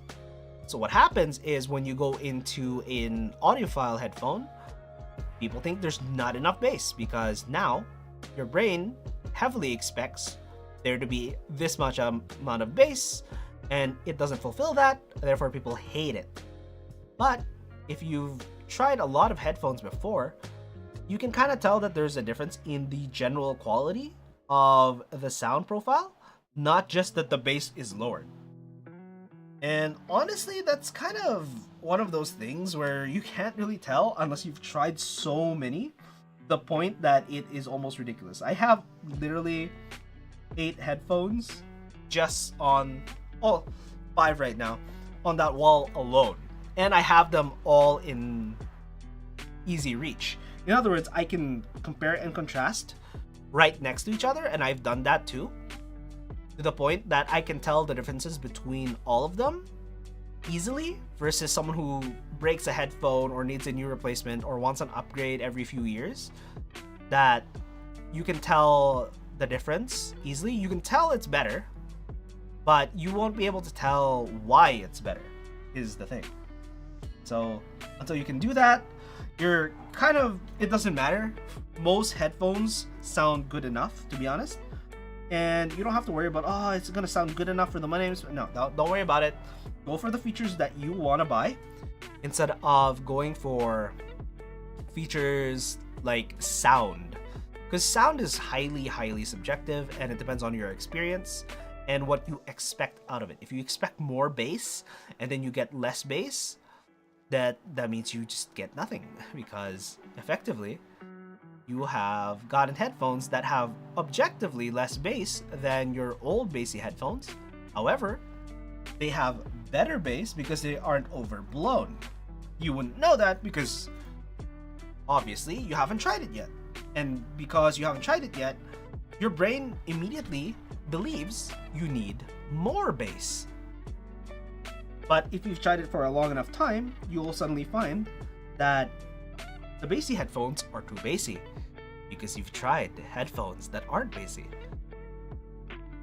That's why I keep swapping headphones. That way it keeps my ears on its toes and a little more objective in terms of trying to figure out what the sound quality of a pair of headphones are. Like right now, I'm trying to review the Momentum 3 wireless. These are truly wireless headphones, and it is kind of a pain in the butt, unfortunately. So it's really great indoor headphones. If you're looking for indoor headphones, Sennheisers, definitely. You're using from work, and then for home, or if you're working from home, perfect. They're great. Because of the issues I had with it, especially in the wind and going out with it, it is horrible for that. Do not go out with it. There are... Is there any other headphone that I would say is good for work? Not so much that I find.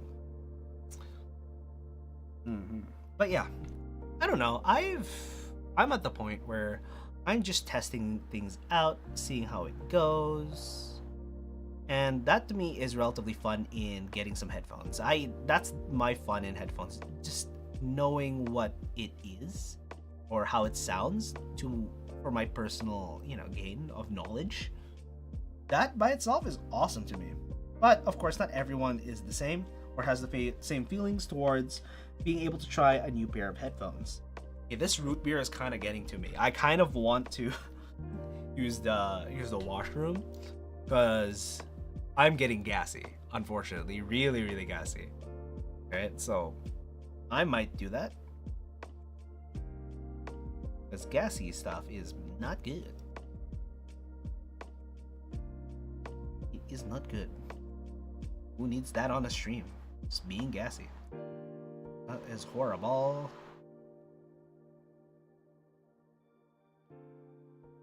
There we go. But yeah. Honestly, it's quite hard trying not to touch all the other things. And I think this is not clean enough, unfortunately, because I'm getting a little bit of shmoo from the on the stems here.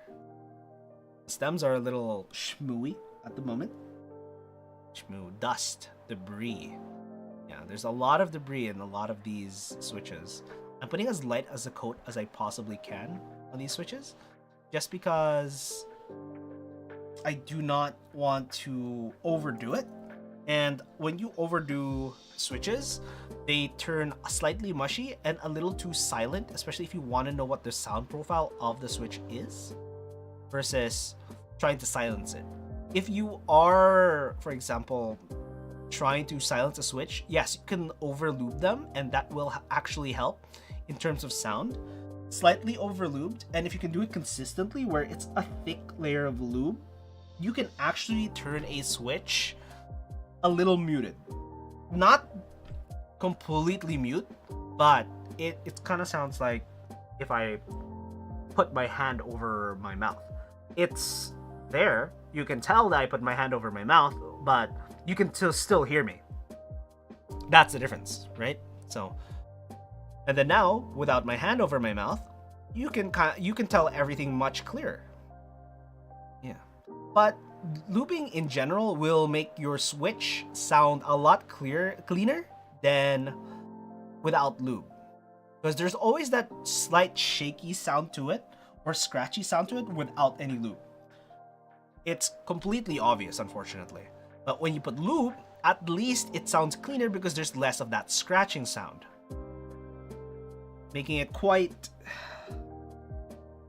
pleasant in comparison.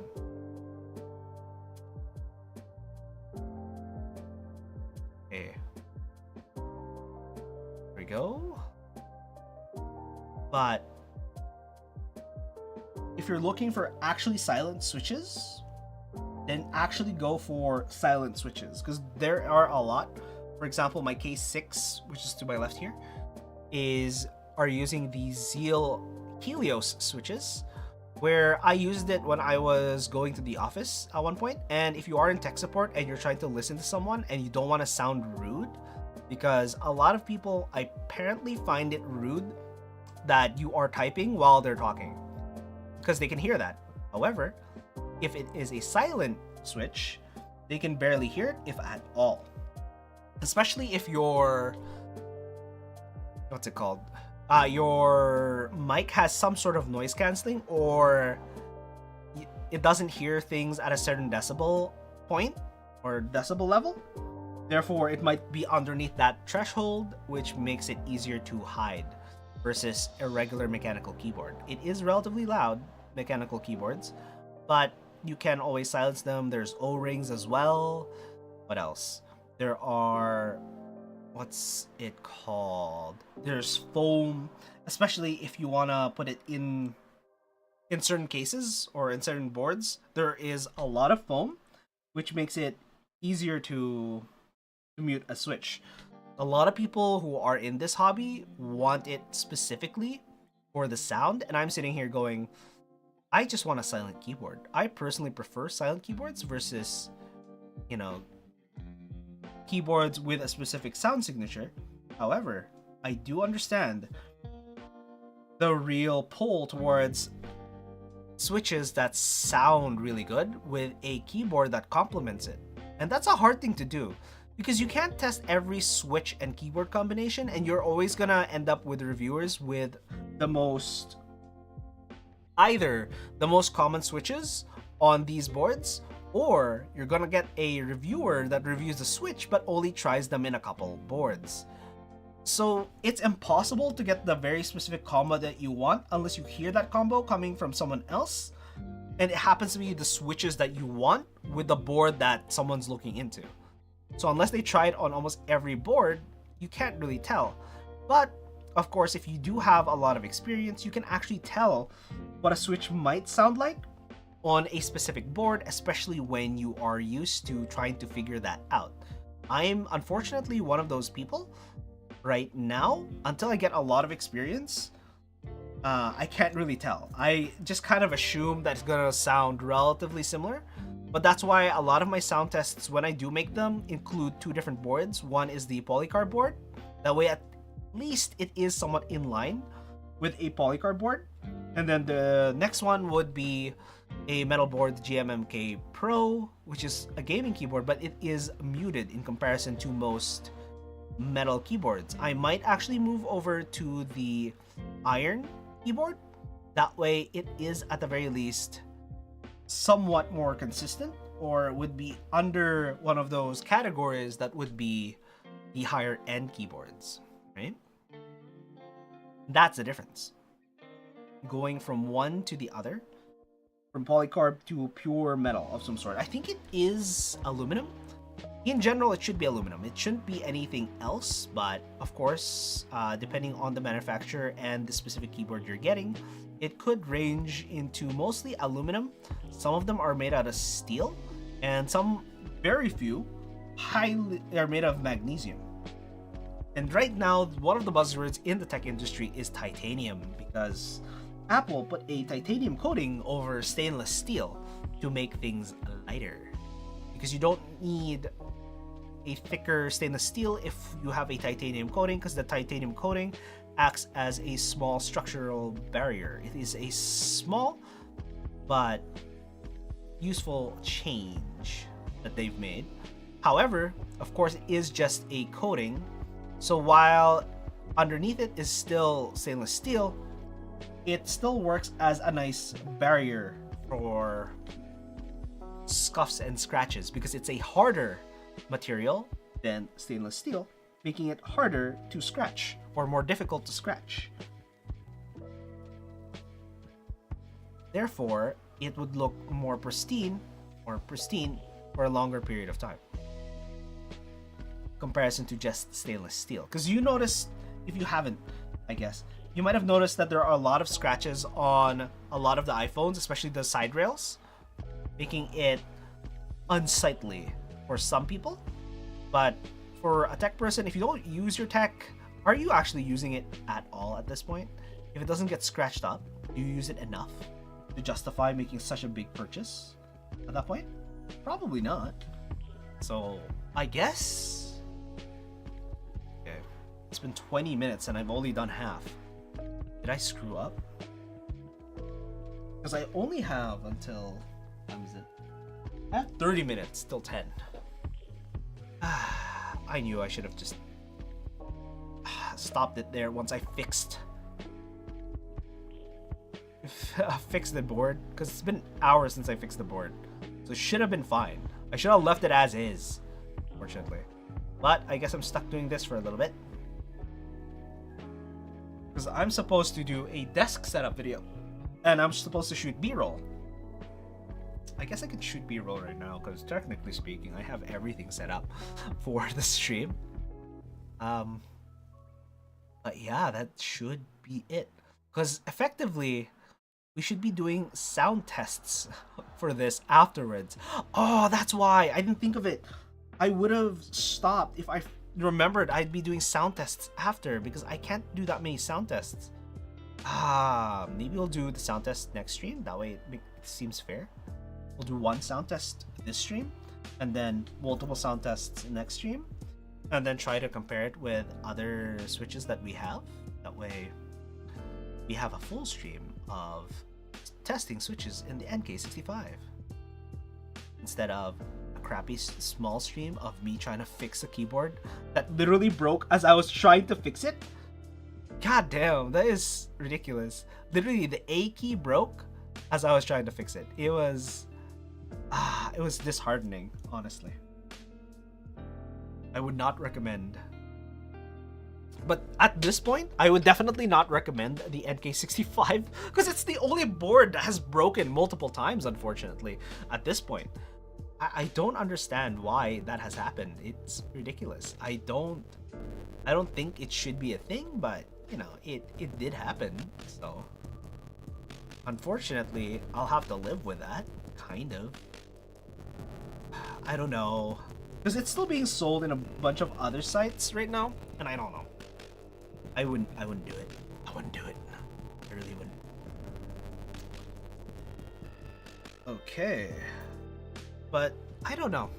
What else regarding boards? Copper switches, right? Has anyone heard of the copper switches at all, currently? Because I know that a lot of people don't realize that the speed tactiles exist and speed clickies exist, because all people want are the linear switches, and all they want are the speed reds, aka the silver switches, and these are the coppers. And there are, of course, the bronzes. That way you can get the clicky section. Okay. Some of these I think are ready to go in because I'm running out of space slowly and surely. But once I run out of space, then I should be putting some of these switches together. Hopefully it sounds fine, or much better than it did when it was not lubed. And I think a lot of the scratchiness will go away, muting the switch a little too much for my personal liking. However, it didn't sound great to begin with, so less of a horrible thing is much better, regardless. In comparison. Okay, finally. Doing a bunch of these.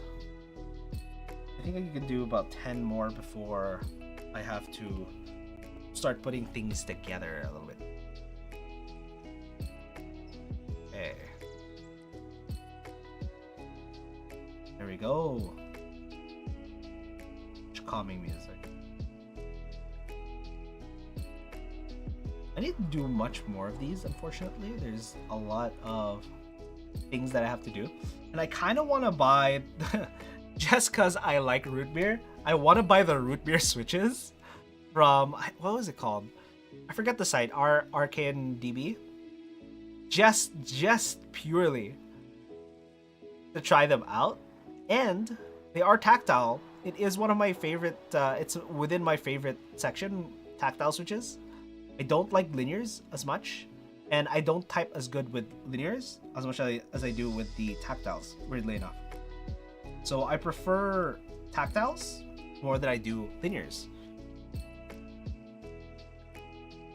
But I don't know. I definitely have a way of making the photo for that, but it is one of those few things where I'm like, do I really want to? Do I want to?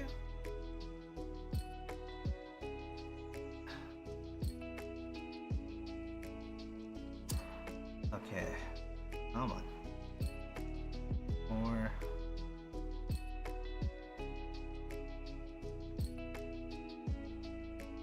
There we go. Aha. Holy bejesus.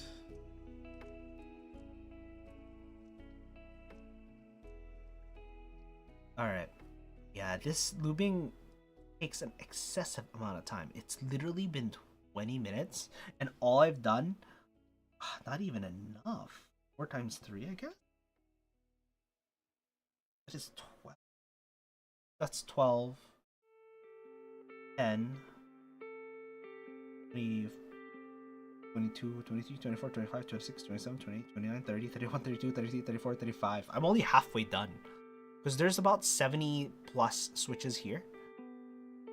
I'm not even quite halfway done. Like, God. Literally, it's a minute per switch. Making it one of the more painful things to do in this type of hobby. I don't hate it. I don't love it, though. It is one of those things that you do not... As a person who first gets into this hobby, I do not recommend switch lubing. Just get pre-lube switches at this point.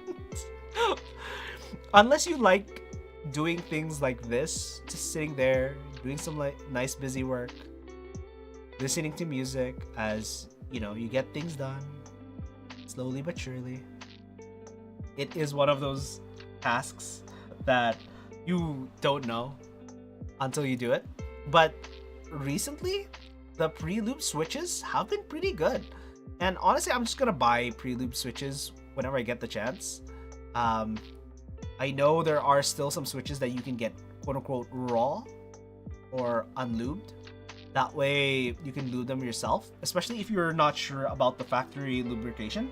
And that's why a lot of people exist to go, hey, by the way, I want to lube a bunch of switches, and they give it to someone to lube for them instead of having it unlubed. Or lubing it themselves, sorry, my bad. That's the difference. That is the difference. But why would you do that if you can just buy them lubed, of course? Okay, we're almost more than halfway done. Unfortunately, we have a lot of lube remaining. Therefore, we can keep going. Do its sound test right after. But yeah, lubing streams are not the worst thing. I might want to change my title, honestly, because I feel like I should have ended the stream after figuring that out. The specific switches that I already had. But we've gone to a point where you can probably go back in the VOD just to see where I fixed, quote unquote, fixed the Kailh Hotswap switches. But apparently, it's bad.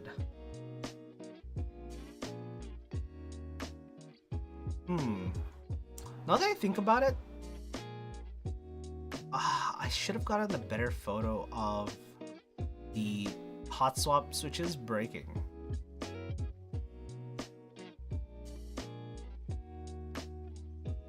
I wonder, yeah, no, because I'm thinking right now, a lot of the Hotswap capabilities of a lot of the boards right now are the Kailh switches.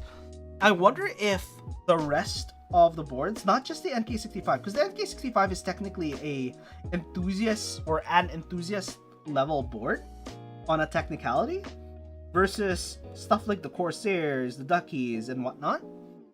So makes me wonder whether or not those are having a similar issue as the NK65 in the long term, because I believe in the long term it might affect it more than the rest of the keyboard hobby, because with the rest of the keyboard hobby they just use soldered, right? I know, I don't know, I think Hotswap is better, especially when people are just swapping switches. But for a hobbyist, I think a better one would actually be, it would actually be better to just get solder, because most hobbyists would like to spend more time with their keyboards versus less time. Therefore, technically, it would be better for people to lube their own switches, swap switches, check other switches out. So Hotswap is shortening that time effectively, because you don't have to solder, open up the board anymore. But yeah, apparently you're supposed to hold together or support the switch from the back, or the Hotswap socket from the back, otherwise it pops off. And that's happened to me literally 3 times on one board, right? So unfortunately, it is one of those things where you kind of have to give it a shot anyways and try it until it breaks. Hopefully the gaming keyboards in the space don't have that issue, but some of them actually do have stuff like tape mod and whatnot, so that should help alleviate it. It won't be the best, it won't be the worst, but at the very least there is some support on the back. But I do believe some of them have specific cutouts or the Hotswap sockets, so that might actually not help more as much as I thought it would. And some of them just put tape all over the back, and honestly I think tape all over the back is better than having a specially cut out piece of tape, unless they figured out that it sounds better if you only put it on those sections instead of relying on a piece of tape that is, how do I say it, a piece of tape that is just covering the entire PCB of the keyboard. Hey, fine. Oh, Jesus Christ. You know what? I can get that one later. It's fine. It's fine. I don't need it. It's not that bad. Oh my god. Oh yeah, no, my stomach is growling at me right now. It literally went just a second ago, and I'm going, dude, you're on stream. You don't have to say anything. Please don't say anything. That would be embarrassing for the one people watching. The very few who actually deign to watch. Thanks, by the way. It makes me feel less crazy. Then again, I could just be insane. I'm not crazy, just a tad insane. Woo! Okay, speaking of which, I actually do feel like I have to use the washroom. Alright, I'll do one more switch, and then I will use the washroom real quick. Because I think it's not great if you just hold it in. I literally had a root beer and a coffee at the same time an hour ago. So I really should go and do that. Okay. Alright, I'm gonna go do that. I'll be right back. BRB.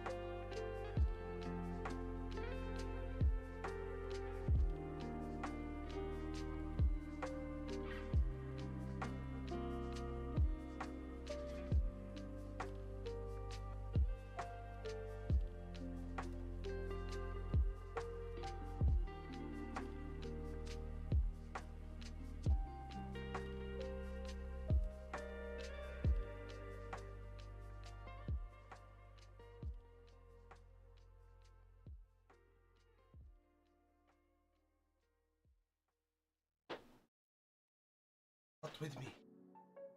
Gato. Gato. Cat. Oh, no. Don't go over here. That's right. Alright. Well. What? Okay. Unfortunately, Cat doesn't want to be here. It's fine. It's fine. Okay. Alright. I'm back. Let me see if we can grab that.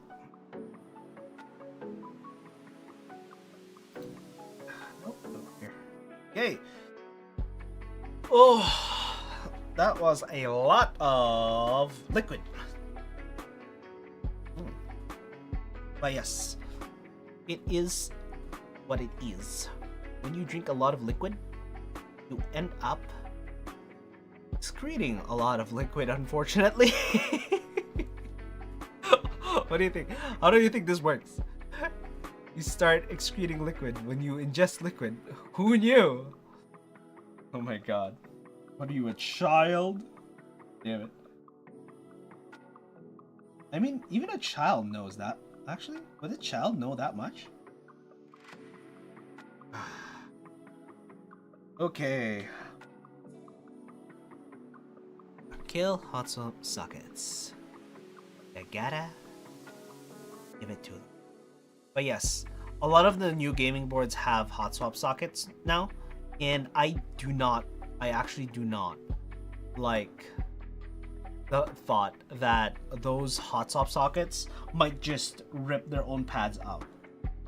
And not to their own fault, it's just whoever designed the Hotswap sockets should have designed a sort of friction mount, and I think that would have fixed it if it was mounted also by friction, while also maybe having clips. Maybe having the tops have slight clips. That might actually work. If the tops had an amount of clips to them, That way, it's a little harder to remove. Not that you would remove hot swap sockets anyways, but it makes it harder to replace if you do end up breaking one. However, it shouldn't break because now the pad issue has been alleviated. Therefore, it should be less of an issue? Question mark? Maybe? Possibly? Who knows at this point? Yeah. But that is the issue I'm having with it, where 3 pads literally actually ripped off. 2 on one stream, so it's like, and 1 on another, and I'm sitting here going, damn, that is some streamer luck right there. Then again, I think people say streamer luck, and it's only because they try it so often that it's gonna happen eventually, is what I believe. I remember watching this one streamer, at least a clip of them, where they're like, guys, I swear I'm not cheating. Every time he lands, he gets purple stuff. So he lands in a faraway spot. Guys, I'm definitely not cheating. Okay, look. How about this? I'm cheating if I have a blue. Not a purple, a blue shield. Specifically a blue shield. He opens the crate, and guess what? He gets a blue shield. Guys, I swear I'm not cheating. And he goes, I swear the respawn devs are watching me. So yeah. It is one of those things where if it happens often enough, it's eventually about to happen. Right? Oh, if you do it often enough, it's bound to eventually happen. And I had the same thing when I was playing poker with the guys at one point, where I go, you know, I never have anything but the like 5-7, 5-10, 5 queen, 3 queen offsuit. Not even the same suit. The audacity. But of course, did you know what my next hand was in poker? It was double aces. It was pocket aces. It was ridiculous. Literally the highest pair you could get. I hate it. And the last card of the river, guess what? Was an ace. So we got 3 of a kind and all of them aces. Let's go. Unfortunately, everyone folded because I bet too high. Too many people folded. I hate it. I hate it so much. It's so bad. I never understood poker, and I still don't understand poker. People have fun playing poker. I'm there because some friends are playing poker, and I go, I guess it's fun enough. Then again, we're literally playing for chips.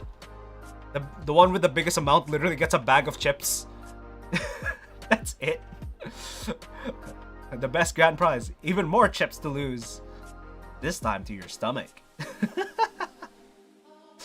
Makes it easier, I guess, to do. Oh my god. Then again, there's no stakes. That's why no one really cares. They're just like, oh yeah, I can just do this. This is fine. Yeah. And literally had people bet all in, and we're all sitting there. We don't know if you're bluffing, mostly because you don't even know if you're winning. Ever seen anyone who's completely technically incompetent but succeed anyway? That's what it's like playing against that guy. He doesn't even know he won. He went all in, and we all go, what do you mean you didn't know you had a winning hand? This is ridiculous. It's ridiculous. That guy, I swear. He goes by Palm. Was he Frosty like? I can't remember his technical name. Because we all go by specific names that everyone goes by, instead of quote-unquote IRL names. Because simply giving away IRL names is much harder for a lot of people, simply because it's easy to get docs nowadays. You just have to do a Google search and it might even just come up. And if you know someone's full name, it's just that much easier for you to find them, right? So if you don't know someone's name, and you don't have to give him your actual name, you don't. For example, I know my brother at one point went to a park and some dude just walks up to him and says, "You know, man, you look beautiful." It's randomly, "What's your name, man?" And he gives some stupid ass name like Richard, I think was what he called himself, because he wanted to be a dick. And I don't even understand how Dick is a nickname for the name Richard, but apparently it is. And I'm sitting here going, okay, that must have been a very questionable thing at one point. But now Richard is just, it is a thing. I don't know. Are there any babies being named Richard as we speak in North America? Not even Europe. North America. The name is Richard.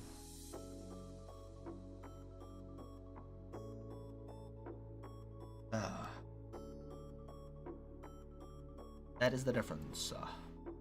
Where is? Oh.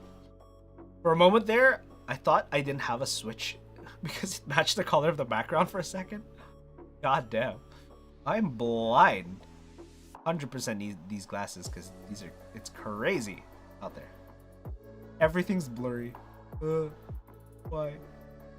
Ever had those moments, I guess it would depend if you have glasses or not, where you think to yourself, you know, I really need my glasses to find my glasses. But one of the few things you can do, especially if you are short-sighted, you can actually use your phone camera to look at. That way you're looking at a plane or a focus plane that is closer to your eyes or your short-sightedness, so that you can search for your glasses. You can use your phone camera, especially if you have it down to a shortcut or you memorize how it relatively looks, even though it's relatively blurry.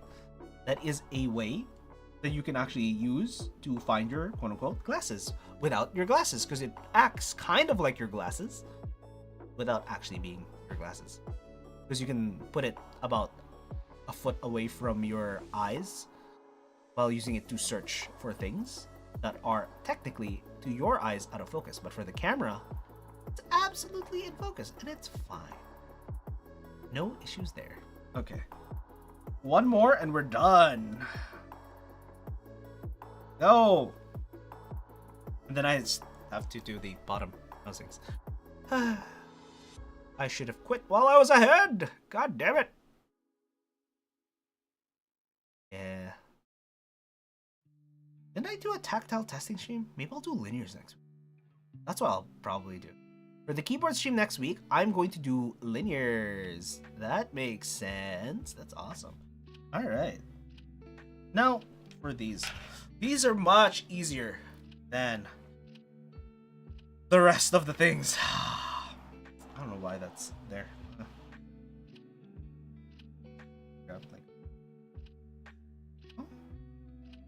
Ta-da! Okay, everything looks like it's neat, orderly fashion instead of acting like a weirdo. Okay. Okay, let's go. We're gonna lube this section, and the inside. Fun. This section, and the other section. Although I think the center section is the most important section here because it is literally the stem hole or the stem stabilizer versus the side railings. And although the side railings, I believe, are just going to be lubed by the rest of the switch, I think just that section should be fine though. The center section, maybe I'll just do the center section. That makes sense, but if I want a more consistent lube job, I'm probably going to have to do this along with the rest of the switch. But that was much easier. This is much easier than doing that because I have to hold it in a very specific way instead of going 1, 2, and then 3. Much easier than the actual stems. The stems are a pain because you have to grab them with the tweezers. You then have to twirl them around as you slowly get to that point. You're like, just keep going and going and going. Is what it is. I don't know. What the heck? I still have an unopened switch.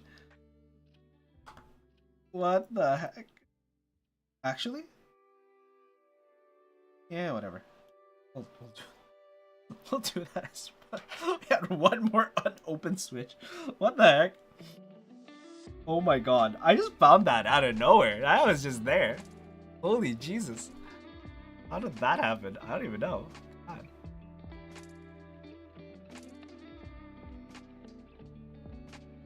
Holy.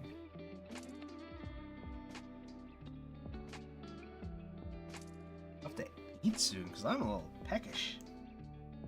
I might just get snack. I might just get fat as snacks. You know? That way it's not too crazy. Even honestly, I think at this point I should add a little more lube into this bag. Swirl them around a little more. Doesn't need that much lube there. There we go. But I think this will be fun.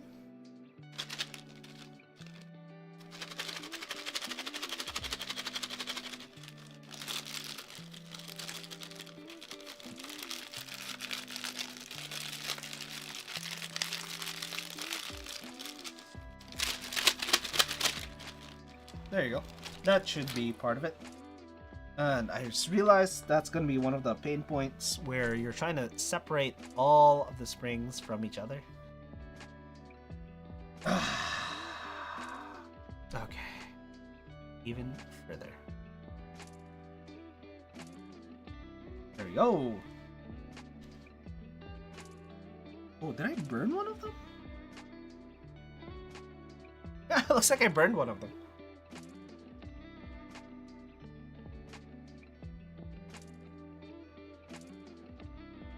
So yeah, it looks like I held onto one of them a little too long before burning it. And that's part of the problem with non-Hotswap boards. Because this was soldered onto the Ducky 1-2 Mini. I was just thinking Ducky 1? Yeah, it's, you know, Series 1 version 2 Mini, aka the 60%. But those are now Hotswap. I might actually just use that more than the NK65. Although the NK65 technically does sound better. And I kind of do want to see if I can make the Ducky sound better than it currently does. Because with the Ducky, it still sounds kind of like a regular gaming board. And part of the issue with the Ducky is the switch. The switches on it were actually not that great. But a lot of the issues with gaming boards that I find is they don't have lubed switches and they have hollow insides. Therefore, the sound of the switch doesn't sound that great. But unfortunately, they don't want to spend the extra money to get pre-lubed switches instead of unlubed switches at the time, because even though technically to regular consumers like you and me, if it's, let's say, $1 extra per switch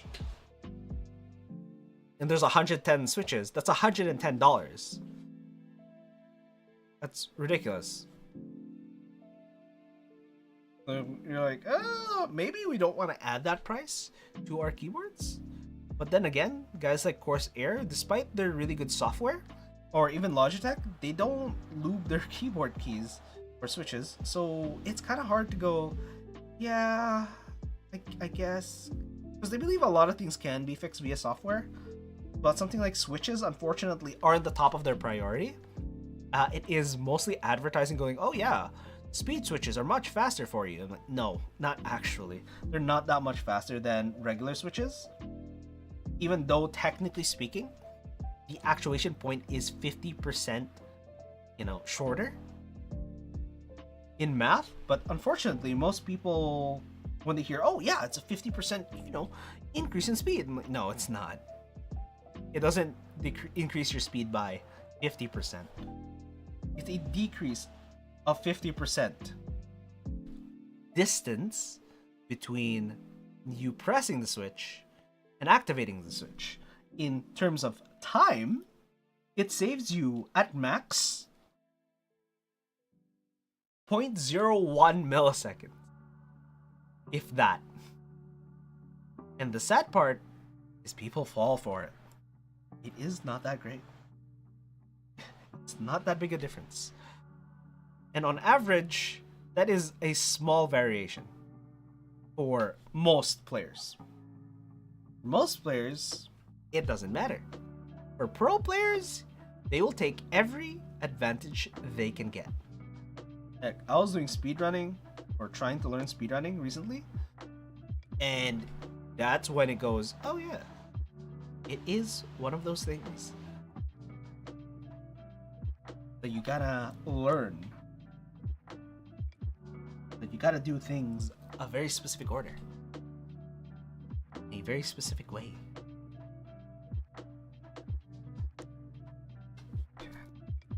Almost done.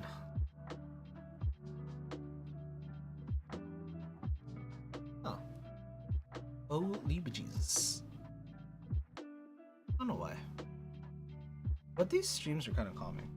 Almost therapeutic, even.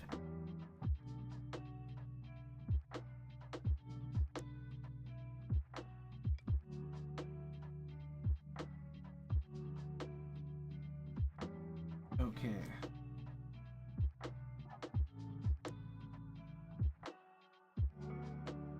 Oh, almost halfway there. Because the pile looks relatively similar. Well, I assume that I'm halfway.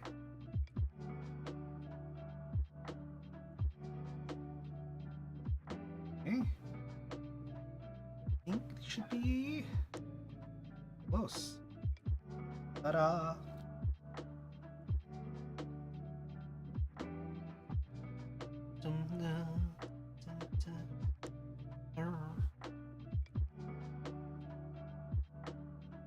It's getting that late at night.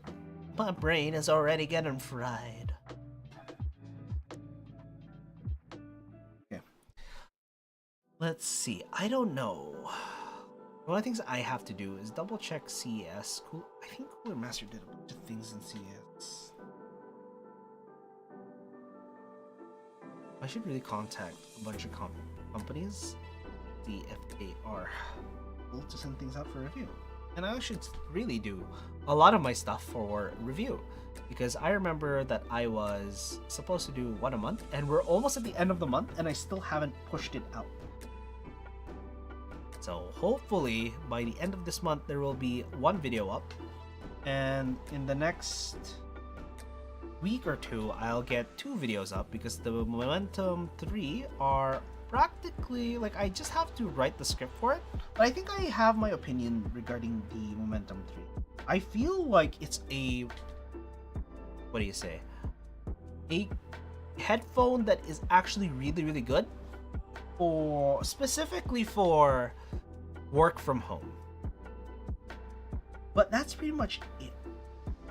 The only upgrade I would have for it effectively would be for it to get its own dedicated mic specifically, or get a mic. The only thing I would upgrade from a work from home setup for that specific headphone is to turn it into a work from home via a good mic instead. Why do I have one more? Looks like there is literally one more switch that I haven't opened yet. It is a little ridiculous at this point. How do I miss? How do I keep missing switches? Does it automatically just go back together? That'd be great. In terms of the ability for me to put this back together, it'd be great. Oh. And looks like we're out of lube, so we're gonna refill our lube real quick.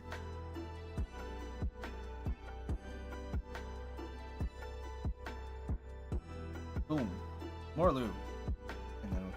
Again, upside down, that way you don't get a lot of shmoo onto it.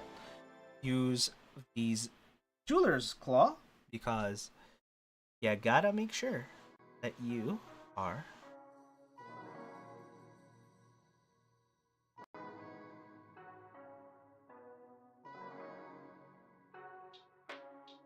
ta-da!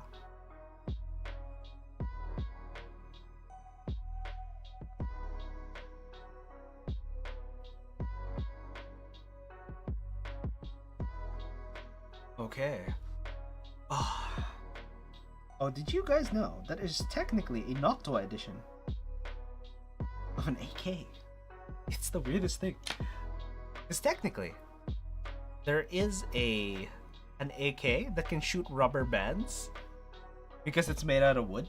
And again, I wonder how that would jive. I think you can make handles and stuff like that out of wood, but as far as I'm aware, you cannot manufacture your own bottom receivers or firearms, unfortunately. So you can't make any of those.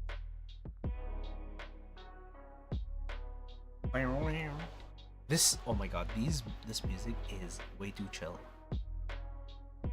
It's way too goddamn chill. Holy bejesus. I don't know.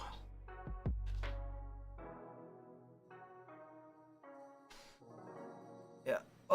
I've been watching anime recently, and I've been watching the whole villainous, not the whole villainous thing. It's one of those more princessy ones where it's like, oh yeah, it's like 7th time in a time loop where they go through years of their life and they keep remembering everything, so they end up doing a bunch of different things during their multiple lives, and then finally they end up with going against or meeting way too early someone that, you know, they went to war against in their previous life. You're like, oh, geez, that's concerning. And then turns out they're not entirely a bad guy. So the question is, what made this good guy a bad guy years and years into the future instead of just now, right? So that's the intrigue there.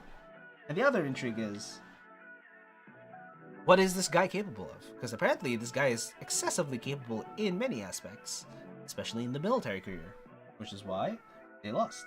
Yeah, it is a thing, unfortunately.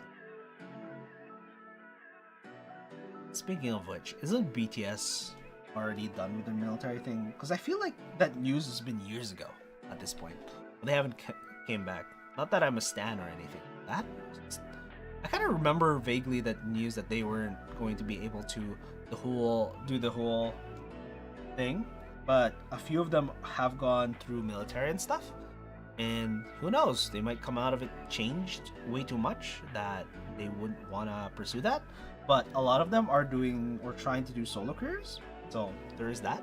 Some of them, I believe, have already gone through it. I think only a few of them haven't gone through it quite yet, but they want to do it now. I think it was their last year, so they have to, unfortunately. Speaking of military things,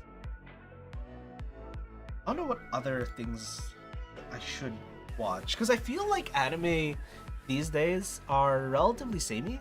The only new one that I've watched is Shangri-La Frontier, and also Buchigiri, which is apparently a Netflix original series. And the fight scene so far that has happened is actually good, because it features actual Sakuga, not just hype fight. Because hype fight and Sakuga are two different things.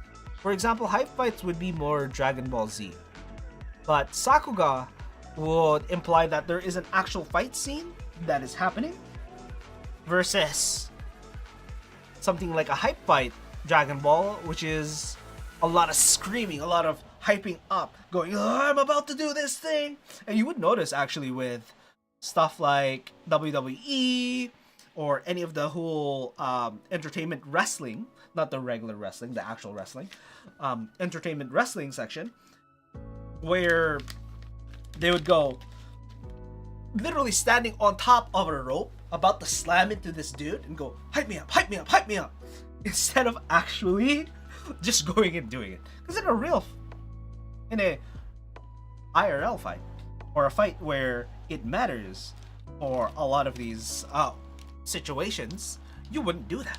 You would not actually do that. You wouldn't go hype me up, hype me up, hype me up before I go, brutalize this person. Come on. No one does that. At least in a real fight. Why would you do that in a real fight? You don't want to do that in a real fight. Like, come on. That's not a thing. You're not supposed to do that. Oh my god. Why would you? Oh my god. Why would you do that? Why would you waste your time for people to hype you up when you enter a fight? When you enter a fight, you might lose, and that's the problem. If you end up losing, it could mean your life. Therefore, I think you should prioritize it before hyping people up. And I know with MMA and stuff, the stakes are much higher. People bludgeon other people, till they're gone, because that is literally how MMA people fight. Mixed martial arts. And they use thinner gloves. It's not pure boxing, so they have high speciality. And yeah, unfortunately, if you go against people with speciality in one thing, such as boxing, what happens is you aim for their weakness, which is their legs, because you don't expect a leg shot, especially when you're boxing. You think about it. And then if you have an MMA fighter being constrained in the tactics they're using, the other way around, yeah, you're gonna end up with a loss for the other person, or the MMA fighter against the specialized person, because now you're just limiting what they're able to do. And not only that, it creates hesitation in the other person, because, oh right, I can't just kick them in a boxing match. You have to think specifically, boxing, I have only the ability to punch.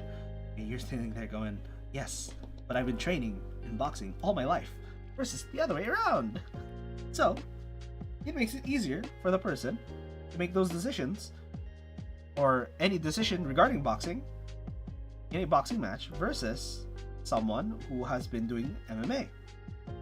Because they've been doing mixed things, therefore, their brain goes, oh, we can go wait a minute. There is an amount of lag that is, while in general imperceptible, definitely one of those things that slows you down. And in a fight, half a second matters. It matters a lot, because that's all it takes for you to throw a punch. Half a second. Not even. To throw a punch. For it to land and make a decision which way you're gonna move, that's debatable. And in games, this has been lengthened, because even in Valorant, you can go 2 seconds without actually dying against an opponent. Yeah, or getting shot by an opponent. Or even them hitting you, period. Is the weirdest thing when you realize that you have a lot more time, even though it feels in the moment that you turn around the corner and boom, headshot, down. But no, that is not the case. It is definitely not the case. It is one of those few things where you're going, if only I had better reflexes. No, you don't really need better reflexes. You kind of need to know exactly where you put things. And if you place them right, you don't need more time to react, because you react almost instantly in comparison to the other guy, because you're already there. Okay. Oh. Jesus. This is the only one thing I do not like about lubing switches in a bag. It's technically faster, and you don't have to worry about it as much, but you are trying to separate them in the end, and separating them is the hardest thing ever in technically speaking, because it is just annoying to do so. Because sometimes they blend into each other. It is one of those things. I feel like a draggy, unfortunately, trying to make a line. Sitting here going, open, split, open, split. Yeah, like these guys. These guys are a huge tangle. Look at that. Right? I don't even know how many are in there. There's so many in there. Get them all. Oh, apparently here in Vancouver, there's a driver strike or a union strike going on right now, where all of the buses are not running. However, the trains are. But depending on how the negotiations go, the trains might stop running. In other words, Uber and all of the other drive services are gonna make a killing today. Isn't that great? Isn't that wonderful? Ah, jeez. Oh my god. Yep, that was definitely lubed. Can you imagine all of your ways of transportation just gone like that in a flash? They didn't even give a lot of people notice too. They just said, oh, hey, by the way, we're on strike on a Monday. Midnight. It wasn't even midday. It was literally about maybe 2, 3 in the morning, apparently. Where it got announced. Yep, this is happening. So most people aren't even awake.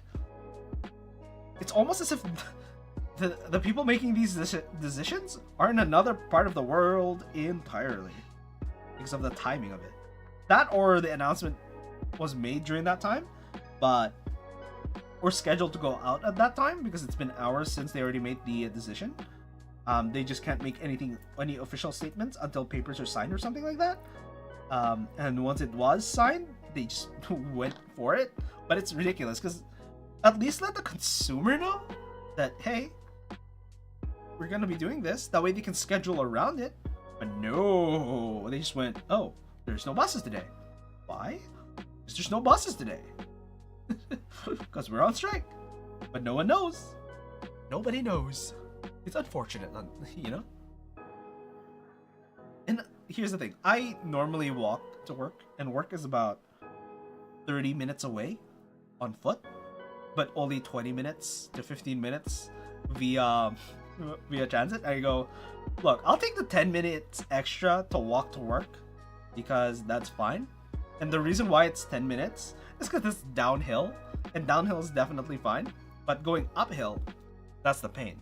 And the hard part right now is it recently snowed in the lower Vancouver area and the rest of the cities next to it. So what happened is I'm walking through sludge and it is horrible. However, I do know how to walk through sludge without slipping, including ice, because I do know how to ice skate. And if you are, oh my god, if you are walking through ice, on ice with regular shoes, just pretend you're skating and you'll walk fine on it because you kind of expect to slip forward every time you do that.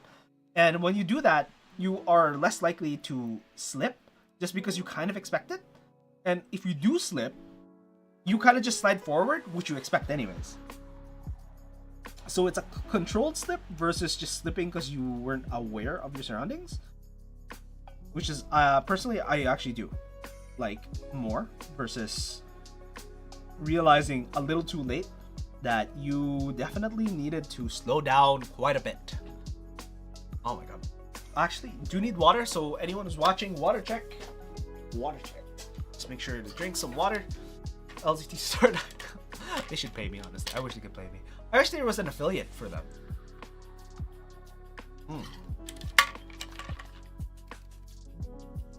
But I don't think the payout would be great because they're already making, well, it's probably a decent amount of margin. I don't think it's big. And I don't think a lot of affiliate sales would make sense because, especially coming from someone like me, where I'm technically a tech tuber. However, because it's the same section, I don't think it's gonna matter. It's gonna be, relatively speaking, the same audience versus the guys from LTT, which has a higher reach than I do. So I don't think there's any point in me trying, but you won't know till you actually try. See who the affiliate is, because they both get it, me and them. And why would they split the pot when they don't have to, right? But yeah, that's kind of it. Like, I don't think they have to, nor that they want to, in general, because they know how most of this thing work, and them promoting it is, I think, the best that they can do. Because I think they did a screwdriver thing with NKBHD. They promoted the screwdriver via NKBHD, and I don't believe they got a lot of sales from that. However, they did get a lot of sales from Gearling.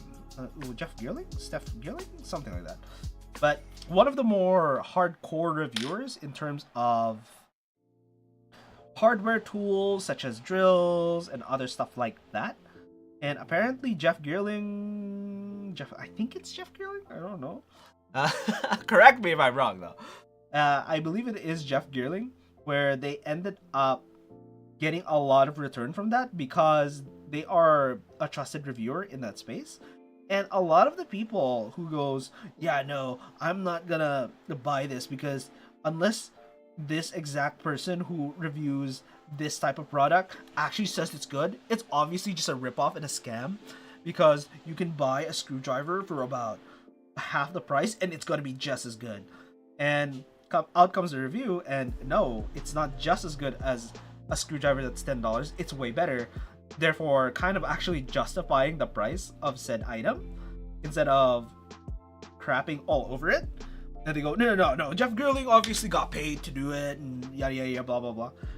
These are people who wouldn't change their mind anyways, and these are people who wouldn't have bought a screwdriver to begin with because they have no use for it. They just like looking at it and having their own opinions about it. They don't actually use any of the gear. And people who use the gear go, oh, I didn't think it would do that. Instead of, it sucks because he got paid off. There's a difference. And I find a lot of the times anyone who complains about a thing and says a lot about it and has never tried it are utterly biased, because obviously they've never tried it.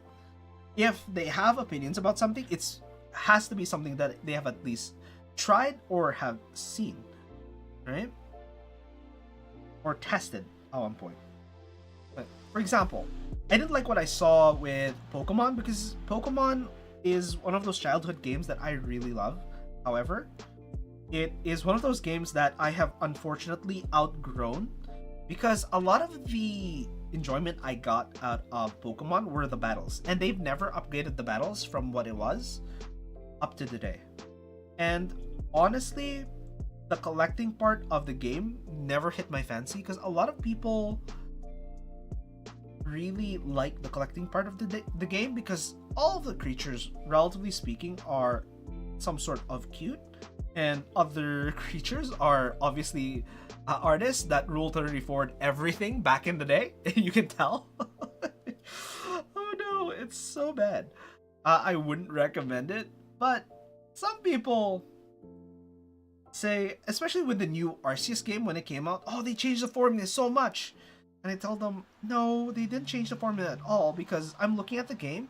It's literally the same formula. They just removed the friction points. Whenever you had to catch a Pokemon, you had to go through grass, go back and forth. But this time, and that was the friction point.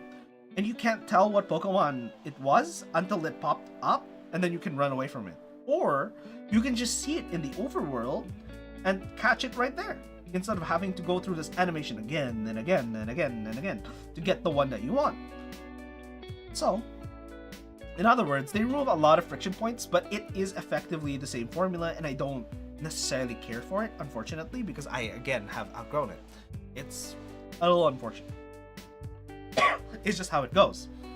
And now, I'm playing games like Owlboy, which is a platformer, because I used to really like platformers, and then now I'm a jaded old man who just plays a single game. And I decided, no, I'm done. I actually want to go back into gaming, get back into gaming, and actually start liking it for once, instead of before, where I got jaded.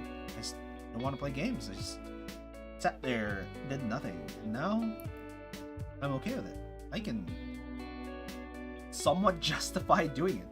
It's just basically the kick in the butt that I wanted to do, and play all the games that I have in my library, because, oh, this is a cool game, it looks like it'll be fun, and I play it, and I don't play it. So it just sits there gathering dust in my library. Oh, I should play these games. These are games I should play. That are games that are sitting there collecting dust, doing nothing. Yeah, I've decided to actually go ahead and do that. And honestly, I don't hate it. I do like it. I do stream them. So it is a plus side where, oh, I have a reason to stream. I'll just go do that and call it a day. Jeez, why can't... I don't understand how a lot of the times all the guys start messaging during the one time I was just like, yeah, no, I'm on stream and I actually need to see some of the UI. But no. They do it the times when it's inconvenient for me. Last few streams that's been happening, but I think a lot of the times, a lot of the guys are actually doing a bunch of stuff during these times because it is the weekday and they end up going, hey, yeah, I just need these things. I want to say, hey, how are you guys doing? What's up, guys? Work sucks. Sometimes it doesn't. It's amazing. I go, yes, work indeed sucks. Gotta get that balance in life. Yeah. Okay. Whew. Oh my god.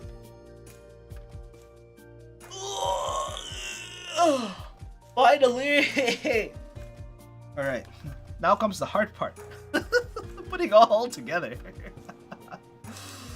Okay. Can I do that?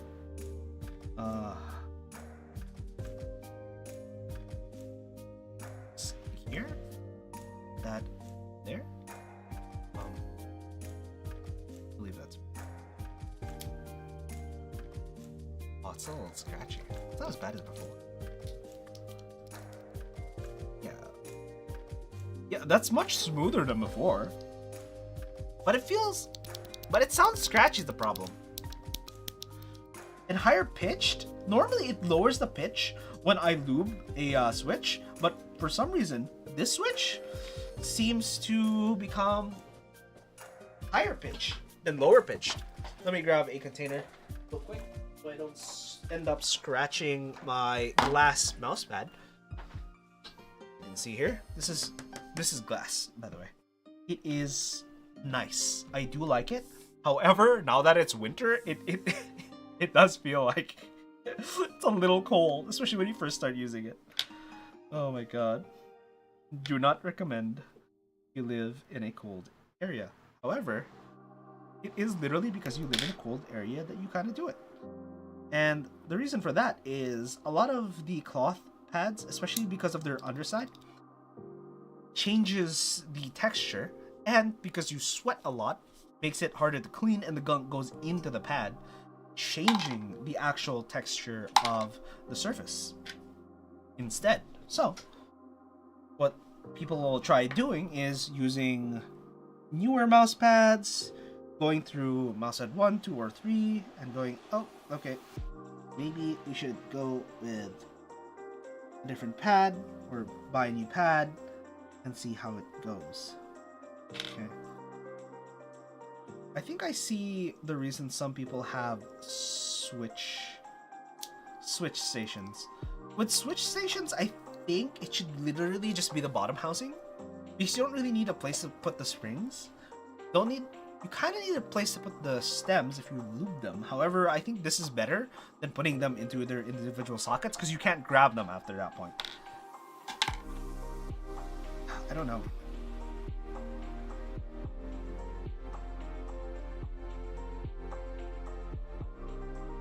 Can I just keep doing that this way? Okay, we're wasting less time.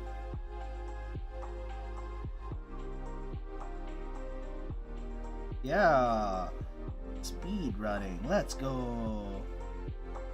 Speed running, even in speed running, because I try to speed run or do shroomless runs on the Mario Kart sections, and it is much harder than I anticipated it to be. Because when I did it when I was a child, I was able to do it almost every track. And the only few tracks I wasn't able to beat was for the star versions of the ghosts, aka the fastest versions of the ghosts that were possible. And now it's one of those few things where, oh my god, I'm actually bad at this game now. I used to be relatively good, at least in comparison to my friend group, but my friend group doesn't really play that anymore, therefore making it much harder to actually play that. That's terribly, terribly hard. I don't know. And I end up having to slow down a lot of the times. And I think I'm gonna continue the Mario Kart series just because I can, because I do really like Mario Kart. It's one of those things I can lose myself in for hours upon hours upon hours, just because it's one of those things that it tickles that itch in my brain that goes, yes, yes, you've optimized everything in the route. You haven't just done one thing, you've done everything that you can. It's like, yeah, I guess, I suppose, I don't know. But I don't know. It's one of the few things where I believe that it'll take some time.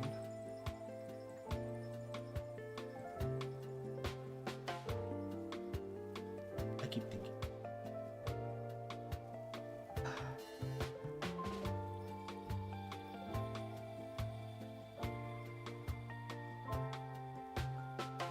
Oh man.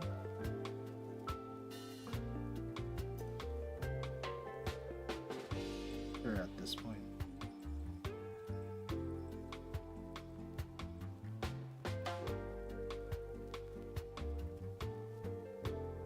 Dun dun dun dun.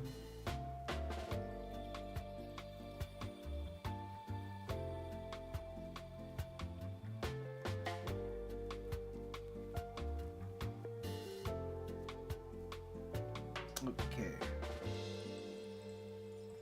N64. Oh my god.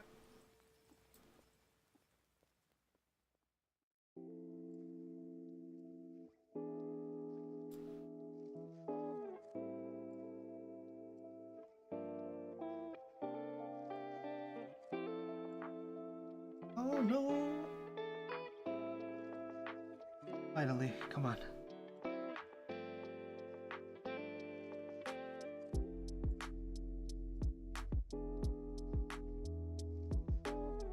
Okay.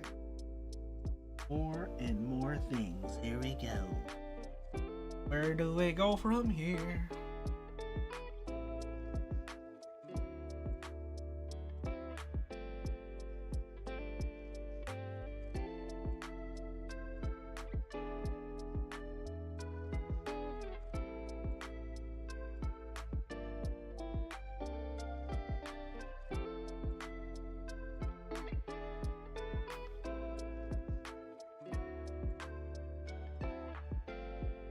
Okay.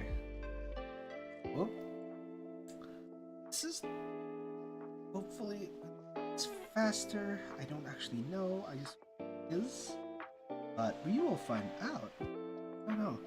I think my previous record was 2.5 hours for 60%. Since this is a 65, it should be 5 extra minutes for the small section there. Not even, maybe 3. It should be relatively the same instead of different. I believe it's gonna be that different in terms of timing, but we're gonna find out, I guess. Okay. Oh.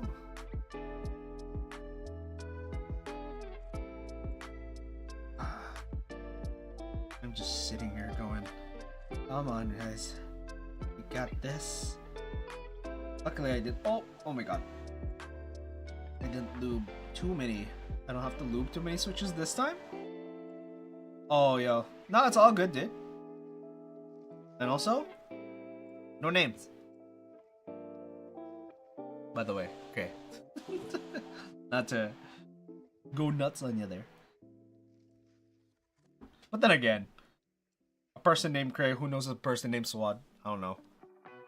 I guess it's harder to make the connection, but it is a connection that you can technically make over time. Damn, already 3 hours in. Yes. Apparently it took me about 1.5 hours to fix that one part of the keyboard. And I'm sitting here going, yes, I decided to add another 2.5 hours of my time because I just realized I messed up.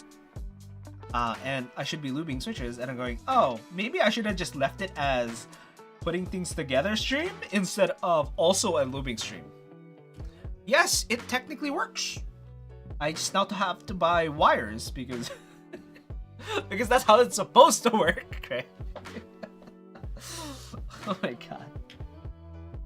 Oh my god. But yeah, it's just one of those things where I'm sitting here going, yep, I started it and I realized now I have to finish it, because if I finish this off stream, it'll only take me maybe 30 minutes. It'll remove 30 minutes out of my time because I'm supposed to be doing B-roll for the video on the desk setup, but I'm not doing that just because, oh Jesus Christ.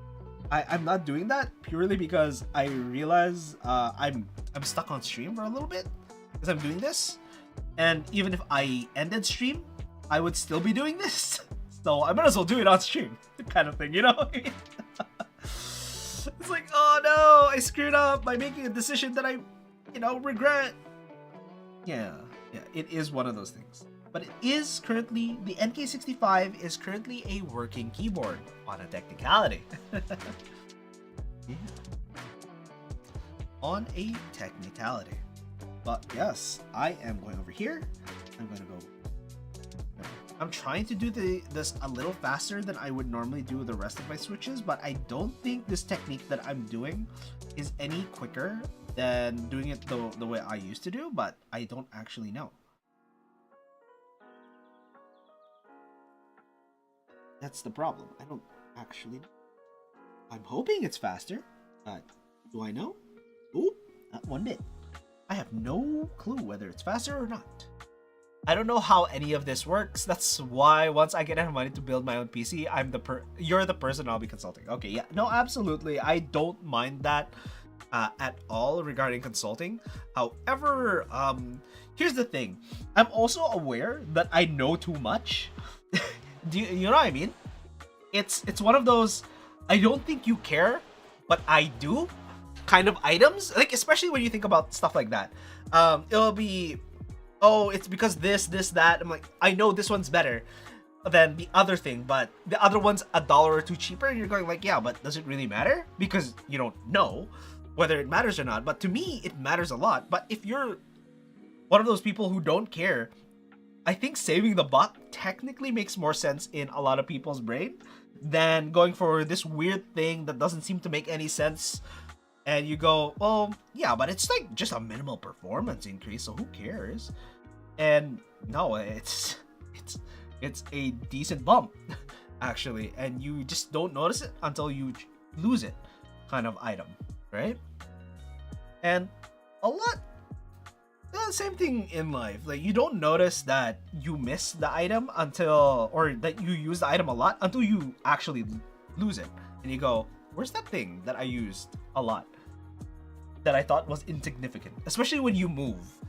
Have you ever moved to a new place and then realized that this one thing that you thought was insignificant, so you left it in your old place, is now missing, and you go, oh, it's used in part of this daily task that you do, except you normalize it to such an amount that it doesn't even register in your brain anymore.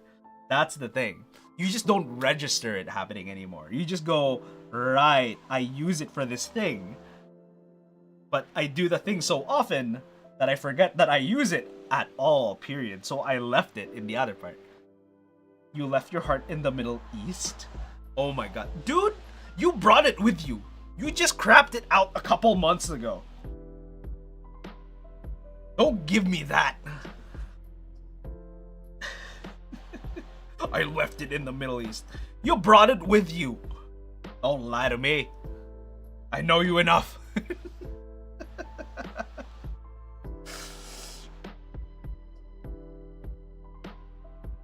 Oh my god, left your heart in the Middle East. Man. And let's be real, your heart left you. Not the other way around. Don't lie to me.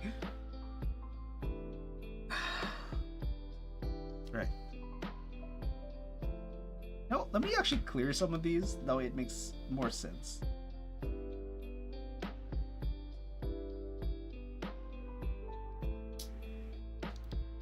I mean the place. Oh.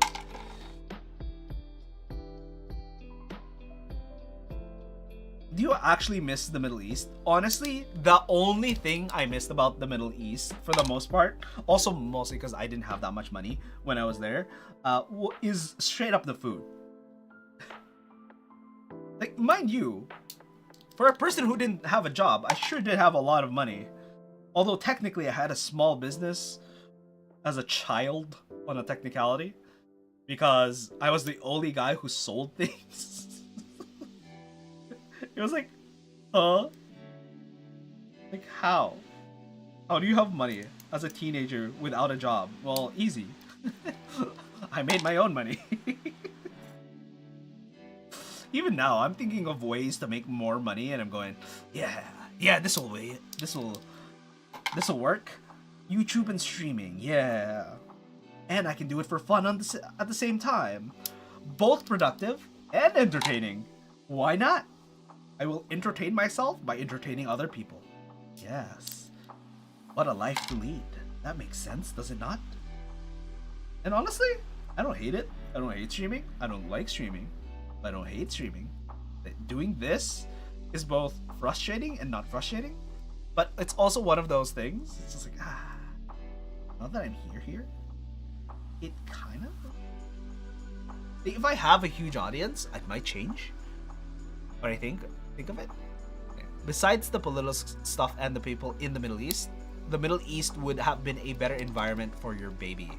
Oh, okay. I mean, I honestly think the same thing. And the weird part about the Middle East is what I would call, they are low-key, high-key racist. And by low-key, high-key racist, I mean they are low-key racist because they don't actually care to know your race, and they just simply know that they are superior.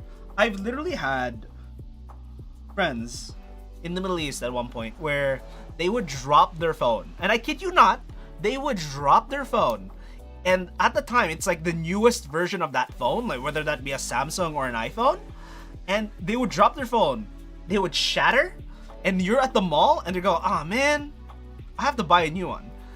And I go, "Oh, what the heck? Oh, you're just gonna buy a new one?" Yeah. It's like that funny video. It's like, "Oh man, my phone's broken. Why don't you just go buy a new one?" And they go into the store with a new phone and go, "Ma'am, your credit card's been declined." And imagine that, except the credit card goes through. Yeah. Low-key racist when it comes to Americans, high-key racist third world country people. Well, yeah, it's high-key racist the third world country people because it's very obvious that they have a lot of money.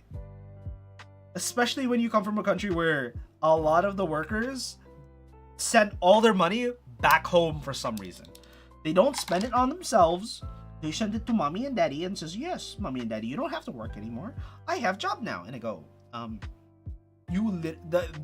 the parents literally have 8 kids because that's how it works in most third world countries. They have 8 kids and each of them sends money home to the parents. And I'm going, how are your parents not living off of that? And for some reason, the parents are the most abhorrent pieces of crap.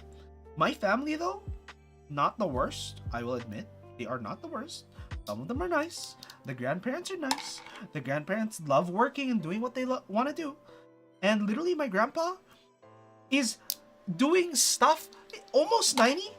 It is still doing stuff to fix quote-unquote housing, going up ladders. Literally fell off a ladder. And I kid you not, my grandpa went up to fix a roofing problem for one of the tenants, and he fell off the ladder. Luckily, Grandma was there to pick him up, but when Grandma saw him in absolute pain, his spine was quite literally detached from the top. It's literally cut in half. Like, his torso is like this, and his Yeah, yeah. His chest was actually one way, and his torso was the complete opposite, 190 degrees or 180 degrees, and you're like, oh. If you saw it IRL, it's like, oh my god, it was terrifying. However, my grandma literally picked him up, twisted him, and then went to the hospital. It was just holy crap. And the doctor was saying, you guys are lucky, because if you twisted him the wrong way or incorrectly, he could have just died then and there after you twisted him. And luckily, it wasn't the wrong way.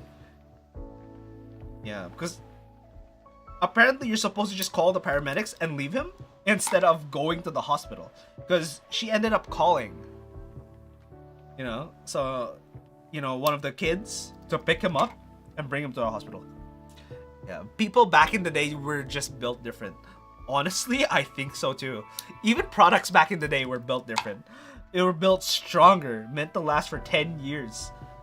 You know? And apparently even a Honda Civic from 10 years ago simply just works and has almost the same gas mileage as cars from today. Which is kind of like, how? That doesn't make any sense. But apparently it does. And apparently people still drive them and main them. Because I did watch a video from LTT, or Linus Tech Tips.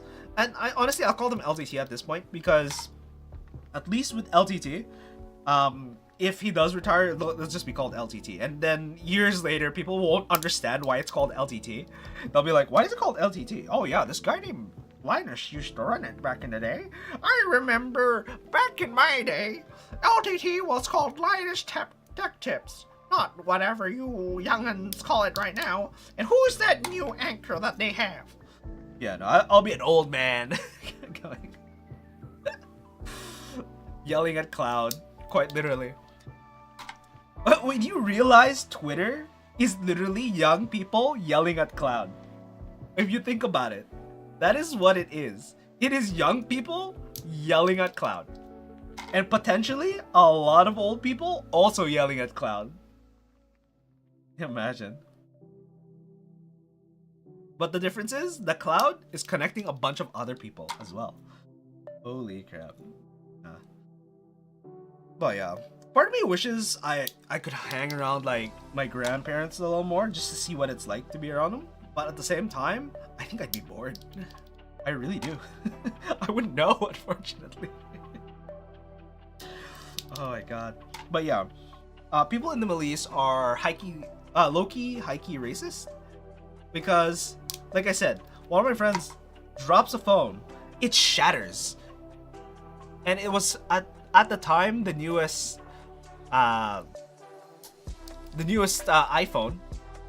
right? And he goes, oh man, I have to buy a new one. I'm like, you have to buy a new one? As he proceeds to pull out the newest Samsung phone out of his other pocket. And I'm sitting here going, you have two phones? I was like, yeah, of course. Like, don't you have two phones? And I go, I have an old one. Nothing as new as yours. They go, oh.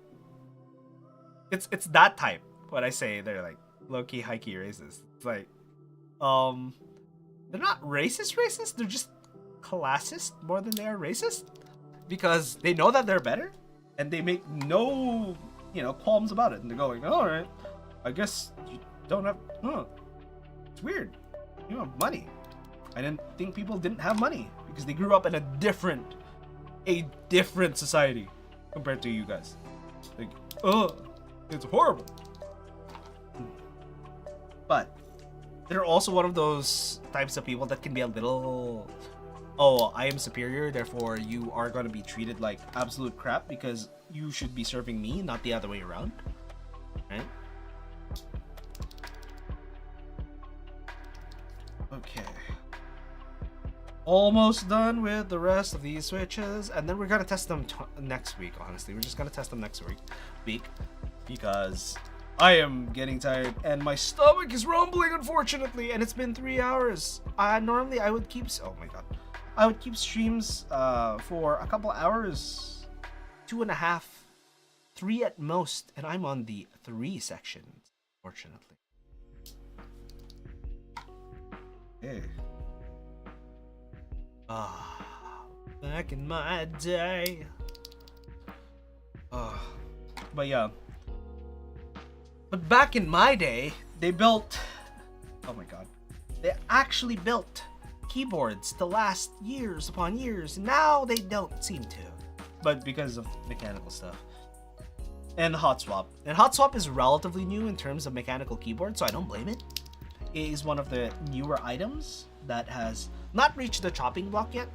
But I wonder how much it costs to have something mil-maxed instead of Kailh Hotswap. Because I think it's a manufacturing thing. I don't believe that people would go with an inferior product just because of money savings purely, because a lot of the keyboard community would spend an exorbitant amount of money just to get very specific items.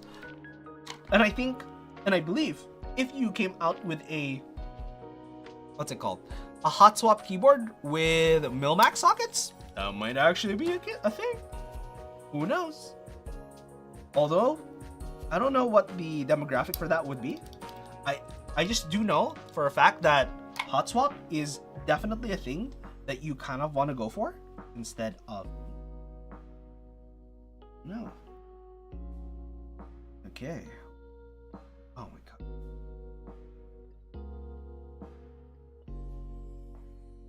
Apparently, if you're lubing switches, you kind of want the lighter oils for the springs specifically, but I for one don't know if there's a difference because I've only used 205 grade 0 simply because that's what I have in stock at the moment. I even have extra lube right now, so it's one of the few things that I go, oh my god, I could have, but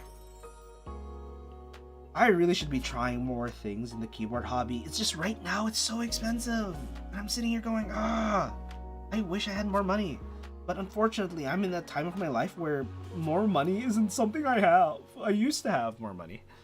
But I'm in technical savings mode. That's why I'm using a lot of the things that I used to own.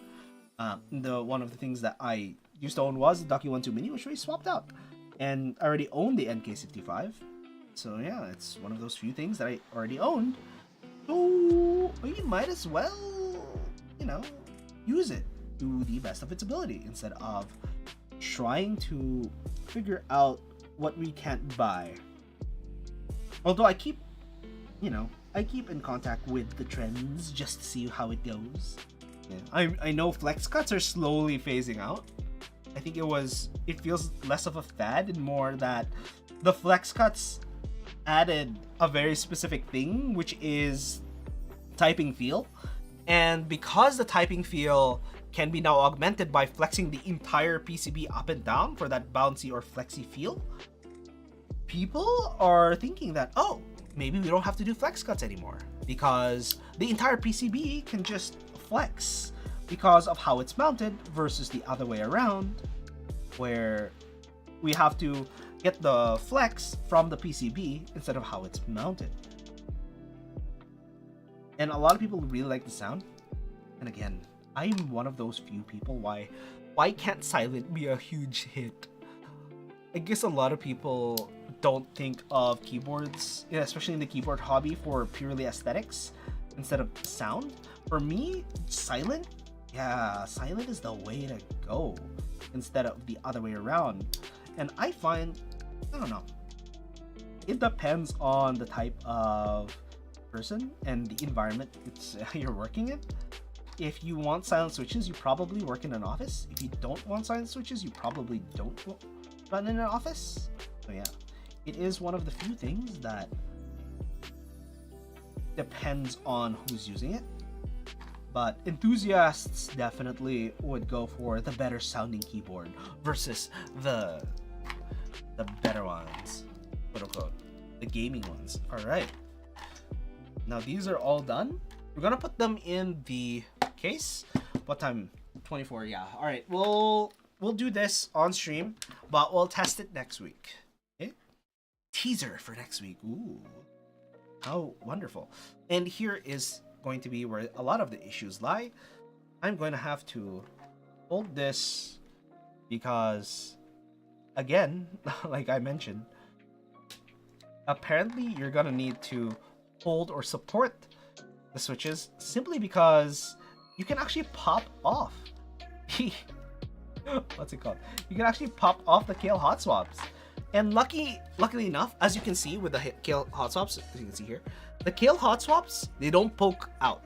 Unlike the Milmax is just short enough that the bottom of the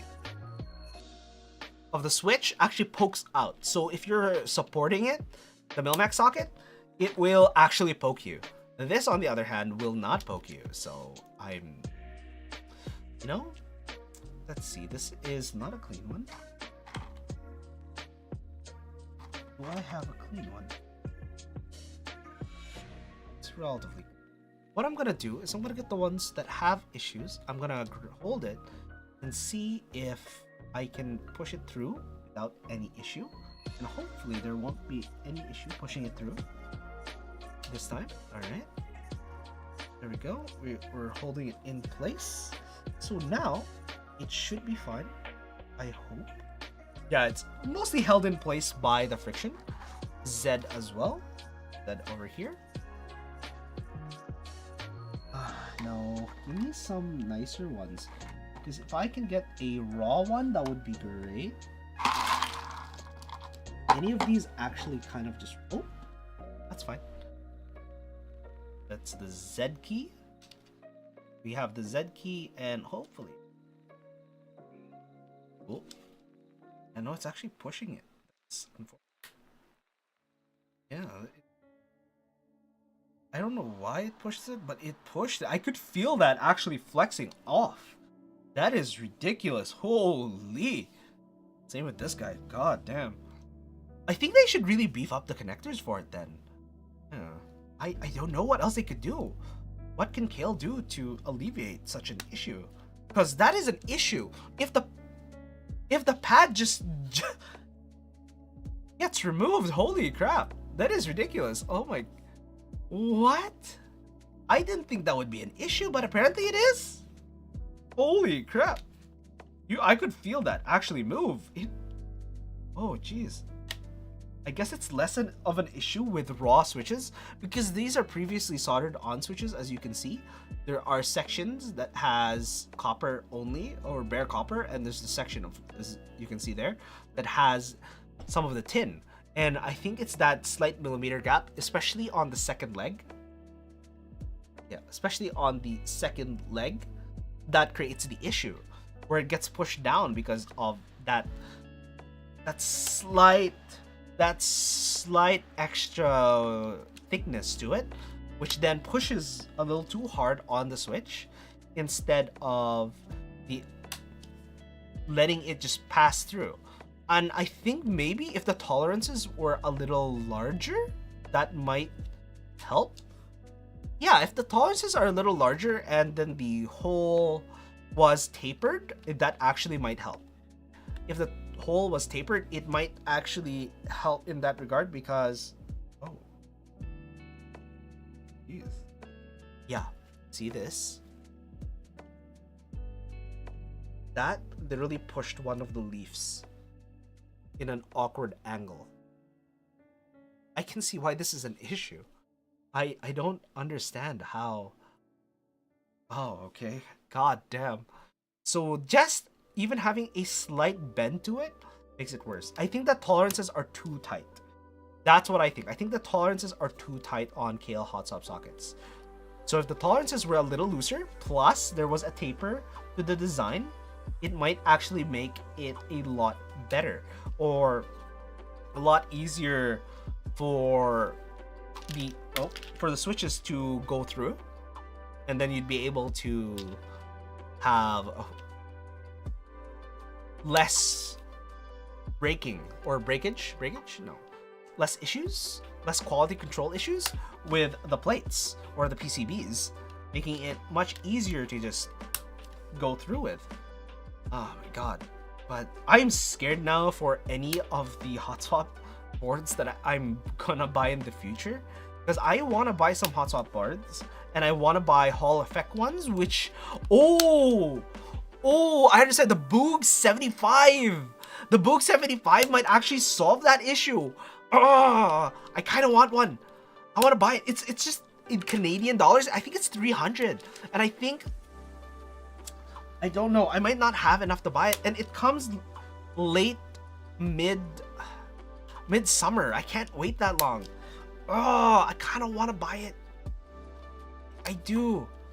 Because the only other two boards, there are two boards right now that have the Hall Effect analog-ish, where you can tell or recalibrate the actual, what's it called, distance of the switch when it activates and not. That's one of the things I'm like, that would have been cool. A raw switch. I'll set that aside.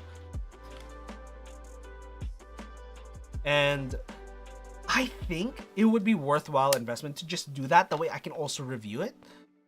But I can't justify just buying it though, because I don't have the money at the moment. And I could credit card it, but I literally just talked about don't credit card things if you can't afford it.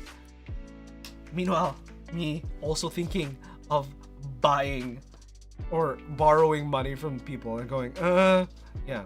Although I will admit, if I can get that $500 a friend knows me, I might just do it. I might pull the trigger. Unfortunately, they're not coming until after the group buy ends, so I can meet them and go, hey buddy, remember that money you owed me? Yeah. Money's tight, so please and thank you. Can you send me money? Can you imagine? Man, yo bro, I haven't seen you in years. Money though? What a greeting. What a way to meet someone after years of not interacting with them. God damn. Yeah. And I think they're coming in February. So there might be a shortage of streams in February. So if it does happen, you know, but it's unlikely as of current. We'll see. Because I believe they're on the days that I don't actually stream. I do have work and I do YouTube stuff a little bit, and sometimes I just laze about and don't actually do anything regarding the YouTube stuff. But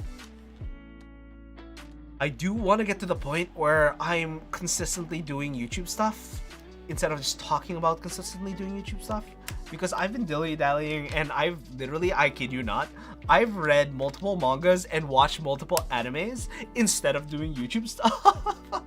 And all in the sake of quote-unquote, oh yes, I'm researching how to make more cinematic poses and shots, because some of them I'm watching are slice of life-ish, kind of, not really. But yes, if I could just do a lot more slice of life content, and if you haven't watched stuff like Life of Riza or Riza, I can't even tell you which one was the correct one. She does these almost Studio Ghibli-esque shots. It's almost like it's a Studio Ghibli film IRL. And I don't know how they pull it off or how they think of it, because if you think about it, even if they aren't, you know, making it quote-unquote cinematic, but they are making it to the point that it looks like it's actually going to be a Studio Ghibli film. Not that it is a Studio Ghibli film, it's just they intentionally have to make it look like that, make it feel like it's a film, like you want to actually watch it. What do you do? How do you get to that point? You just watch a crap ton of Studio Ghibli films? I don't know. Do I start watching a bunch of Wall-E and hopefully my photography skill goes through the roof? But it doesn't work that way. Unfortunately, if you are doing a bunch of research, you end up not actually doing what you set out to do, just because the sheer fact that... Oh, that feels wrong. Correct? Okay, it's correct. Yep. There is the sheer fact that if you don't practice what you're observing, you end up not doing that much with it as well, or you end up not learning because you actually have to attempt it in order to learn from it. And if you do not attempt it, you learn basically that it is an option that is available. And it is one of those things that school does technically well. However, it's one of those things that go, oh, why would I ever use this? If you think about it, a lot of people go, oh, I would never use this in real life, to be honest. Like, why do we have to learn this? It is purely to know that it is something that you can do. It is a viable option, and that the world around you works via these specific things, right? It's not purely about, oh, hey, you have to memorize this because school mandates you to do so. It's because of that dissemination of knowledge that previous people have gone through the trouble of learning, for you to be able to realize that these options are available, and the options available to you now are because of advancements in the field, or that this is not quote unquote magic. Because everything would effectively feel like magic if that was the case. If everything that is around you is unexplainable, it would be nothing short of just being a magic trick. Think about it. You don't question. You never question how you're able to send a message to someone elsewhere in the world in the span of seconds. You just don't question it. It just, yeah, you can just do that. And that's because of the quote unquote math and science you've learned today in schools, and it's what's being taught in schools. Just the sheer knowledge that it is a viable option, or it is something that has been done, makes it such a valuable piece of information. However, at the time, because of the way it's being introduced, which is through the, what's it called? Through the school system, it feels useless because you're just learning it to learn it. But like I said, you're learning it specifically to learn that it exists and that it works. And to do that, you have to learn it and practice it. And to learn anything, you have to know that it exists, and you have to practice it working. You can't just go, oh, does it exist? I don't know. It just is, I suppose. Okay. All right. Time to put this together. Okay, you know what? That's bad. I'm going to test it first. I'm going to go through VIA. I honestly should put up VIA. I just realized this. I should put VIA up as one of the programs. Okay, you know what? I'm going to do that right now.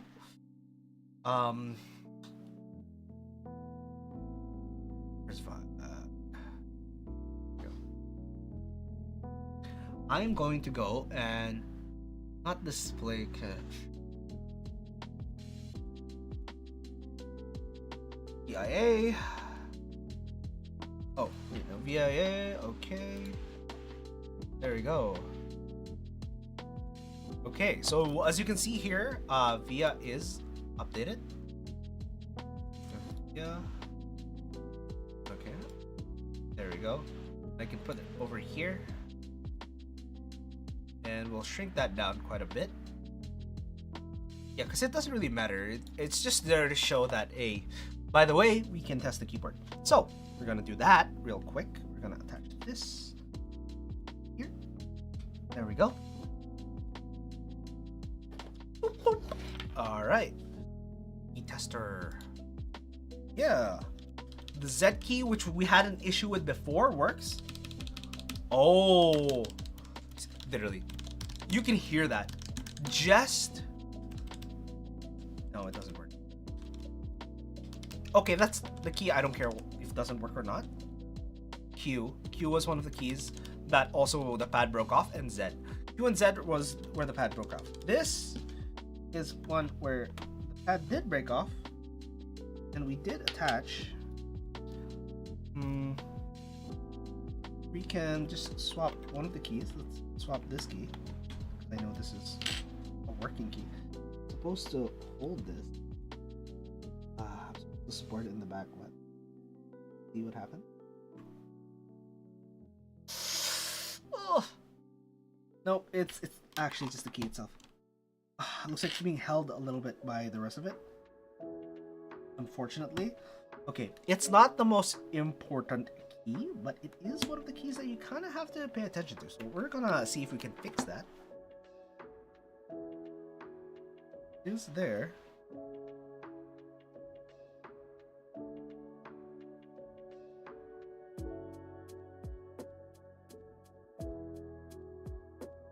Both connected. They do have a physical connection with each other. Understand what's going on then.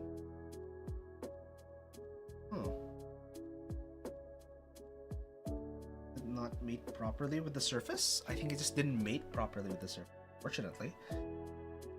Okay, we're gonna fix that next stream. It is one of those items that makes sense anyways. And unless I'm writing don't, it's not gonna matter. Okay, so that is fine. Unfortunately, we are missing one. One of them is... As you can see, I'm pressing this button, but nothing on screen. But here, you can see a blinking on that one key. But this key, no signal, unfortunately. So I either did that incorrectly or something. We can test that quite easily, actually. Because I remember testing it for a split second. It was fine. Let's take that and put this back in.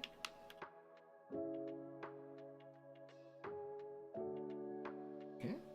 And we are just going to bridge the gap between those two. 1 and 2. Or this. Yeah, that's the correct switch, as you can see. So it's not being bridged properly. Huh. Because yeah, that would close this and that. So this over here. If I close this.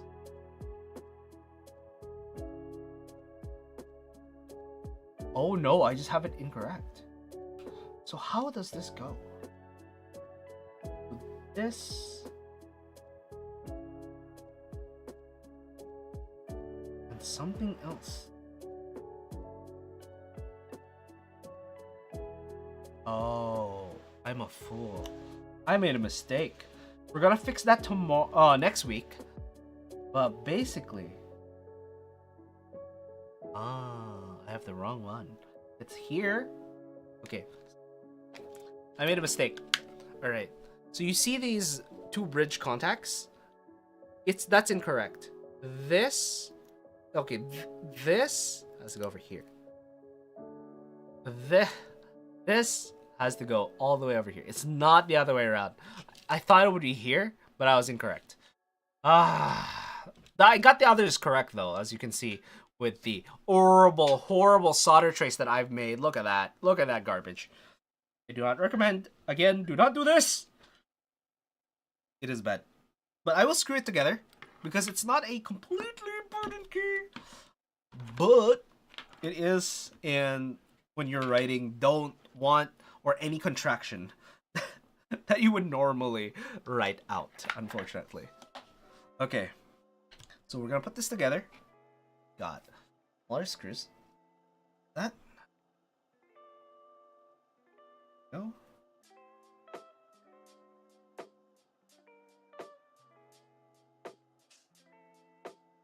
Okay, we don't want to over tighten it.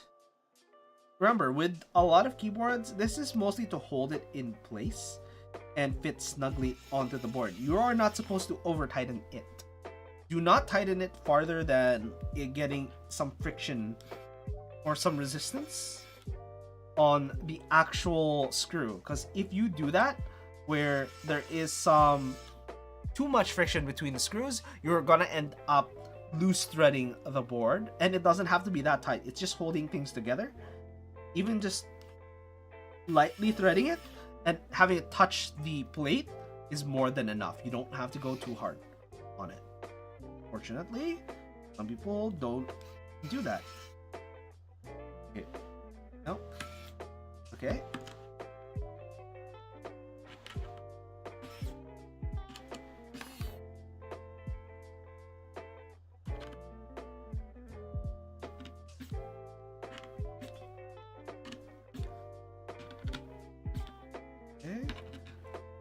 you can see my hand yanking. That is when you stop it. You don't actually want to go tight, tight, tight. Because if you go tight, tight, it's gonna be bad. Don't do it. Don't do it. All right. Okay. Now we're gonna put this all together. That way it looks presentable, even though it's not quite presentable because one of the sections are broken. So I'm gonna leave it at that. But we're gonna put this together. We're gonna do the sound test next week, unfortunately, because it has been an extended amount of time where I cannot justify keep going. Unfortunately, I do apologize, guys. Okay. Alright. And honestly, I also have to actually start going through a lot of the VODs and starting editing any of the interesting bits. Otherwise, there's no real point in just trying to grow stream out of growing stream, because if there is no content available for it, then it doesn't entirely matter, because there's no, how do I say it, searchability or viability to it. So it is what it is. I have no idea what else I would be doing though, because I do technically have time. Then again, I also have to do YouTube stuff, not just stream stuff. That's the hard part, getting to make clips out of it. And there is the recent blow up with, who is it, Pirate Software, because apparently the shorts went so terribly viral that there were so many people that came into the streams that it, I think, 10x their viewers just purely because of shorts. And that basically shorts or TikTok is a discovery system. It's not an actual social platform. Most people don't care for people in shorts, but if you want to be discovered, it is apparently the best way to get discovered. And the conversion rate is basically 1%. It isn't even that high. But if, for example, 1 million people reach to you, and then 1% of a million is literally 1,000, like if you think about it. So, or 10,000, I believe. Making it technically lucrative if you can get that conversion. And out of the 10,000 people that watch you, about 1% might consider being a sub. Oh, what is this? I can barely feel the tactility anymore, but this is basically speed switches.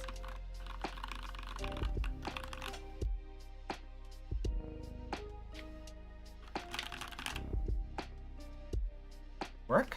Hello? Oh my god. Where are you? Glorious? Work. Hello? Hello?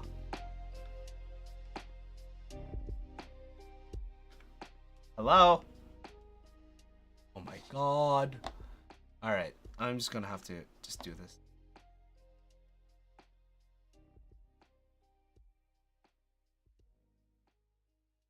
Where is the... There we go. It's not working. Why is Glorious Core not working? Okay. I'm making a review of that. That is...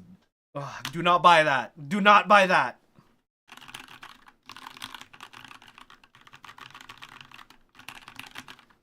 Unless you really need a numpad, do not. That is much nicer. Okay, that's a sample for you guys out there. Now, I understand that we're doing this next week. I do apologize because it has been way too long. I do have to eat. I have to do a bunch of other things. As well, I have to edit a YouTube video, unfortunately. And I also have to do the B-roll for said YouTube video on top. So, I will see you guys next week for the more keyboard stuff, but basically we'll be testing this and we'll be swapping the switches with other switches that I have in my collection, mainly stuff like the Lube Glorious Pandas, some of the clicky switches, or actually what we can do easily is use the unlubed versions of the Kailh Browns, not Kailh Browns, the Kailh Speed Coppers on, yeah, you can still feel it if you, yeah, you can feel the tactility just slightly if you go lightly.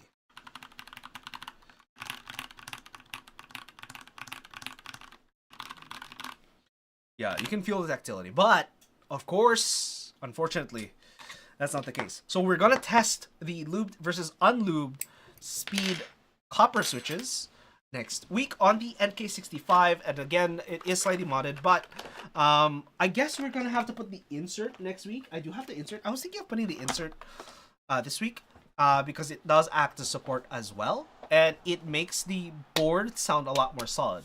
And because it is lubed, I can already tell it sounds solid. It's slightly more mid-pitched than it normally is, but putting this in will probably make it sound quite nice.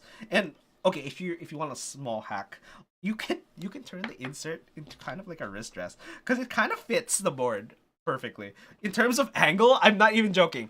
It's one of those, look. It fits the board. It fits the board. So you can technically. Whoa, what foam is that? Silicone? Yes, Tawamba. It is silicone.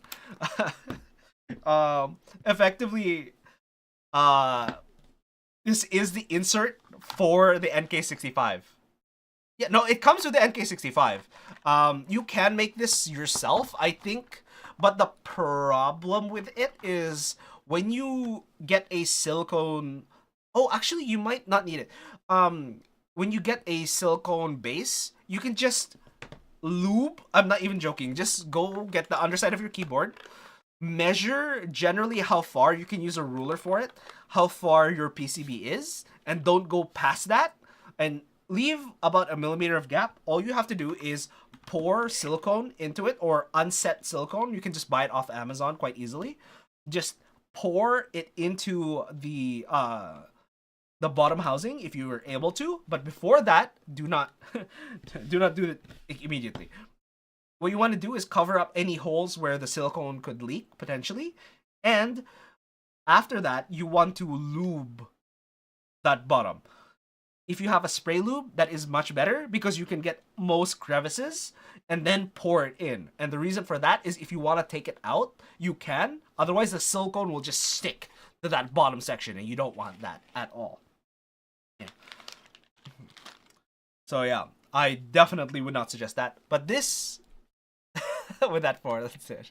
You don't trust yourself at all with that pour. Yeah, no, it is one of the few things that, like, if you don't do it, you're never gonna feel like you can do it. Because honestly, just expect yourself to fail and effectively have fun with it, especially if you have a secondary board or any other type of a board that you're willing to sacrifice. Just do it on that sacrificial board. The same thing I did with the Ducky 1-2 Mini when I was first doing the Milmax sockets. A lot of mistakes have been made. I burned myself too, and I have now a Ducky 1-2 Mini that is Hotswap, and it works perfectly fine. So I can do it on my non-sacrificial board, which is the Ducky 1-2 SF or Mecha SF, which was a much harder to get board, and it is potentially irreplaceable. So I didn't want to do it on that immediately. But I am out, so I do have to buy it. And the downside of these Hotswap switches is I have to buy a lot. I have to buy 140 just in case I mess up and don't get enough. And I think 140 might not be enough because I have 5 remaining, and I think there's 71 switches on that. And if I lose some, it's gonna be hard to replace. Is the problem. Okay. But yeah, no, unfortunately, I do have to apologize. It has been almost 4 hours since I started the stream, and I do have to go. I do apologize. I know you just joined Tawamba, but next week, though, again, around 7 to 8 p.m. next week, I will be doing a couple of switch tests on what's it called? The NK65, which we just fixed. This was a broken keyboard just a couple hours ago on stream. We were able to fix the lifted pads. There were lifted pads on it, and it was literally broken. And we fixed it. So we're gonna do a switch test because these are Lube Kailh copper switches, and I have a set of unlubed ones over there. Therefore, I should be able to do a comparison between the lubed and unlubed speed coppers. Right? So that's gonna be happening next week on the NK65, which is now fixed. And oh, right, I can probably demo the broken one because I made a mistake on fixing this key, which is the apostrophe key. So we're gonna do that also next week. All right. Anyways, I will see everyone next week, and make sure to have a nice one. Bye. Oh, there's the button.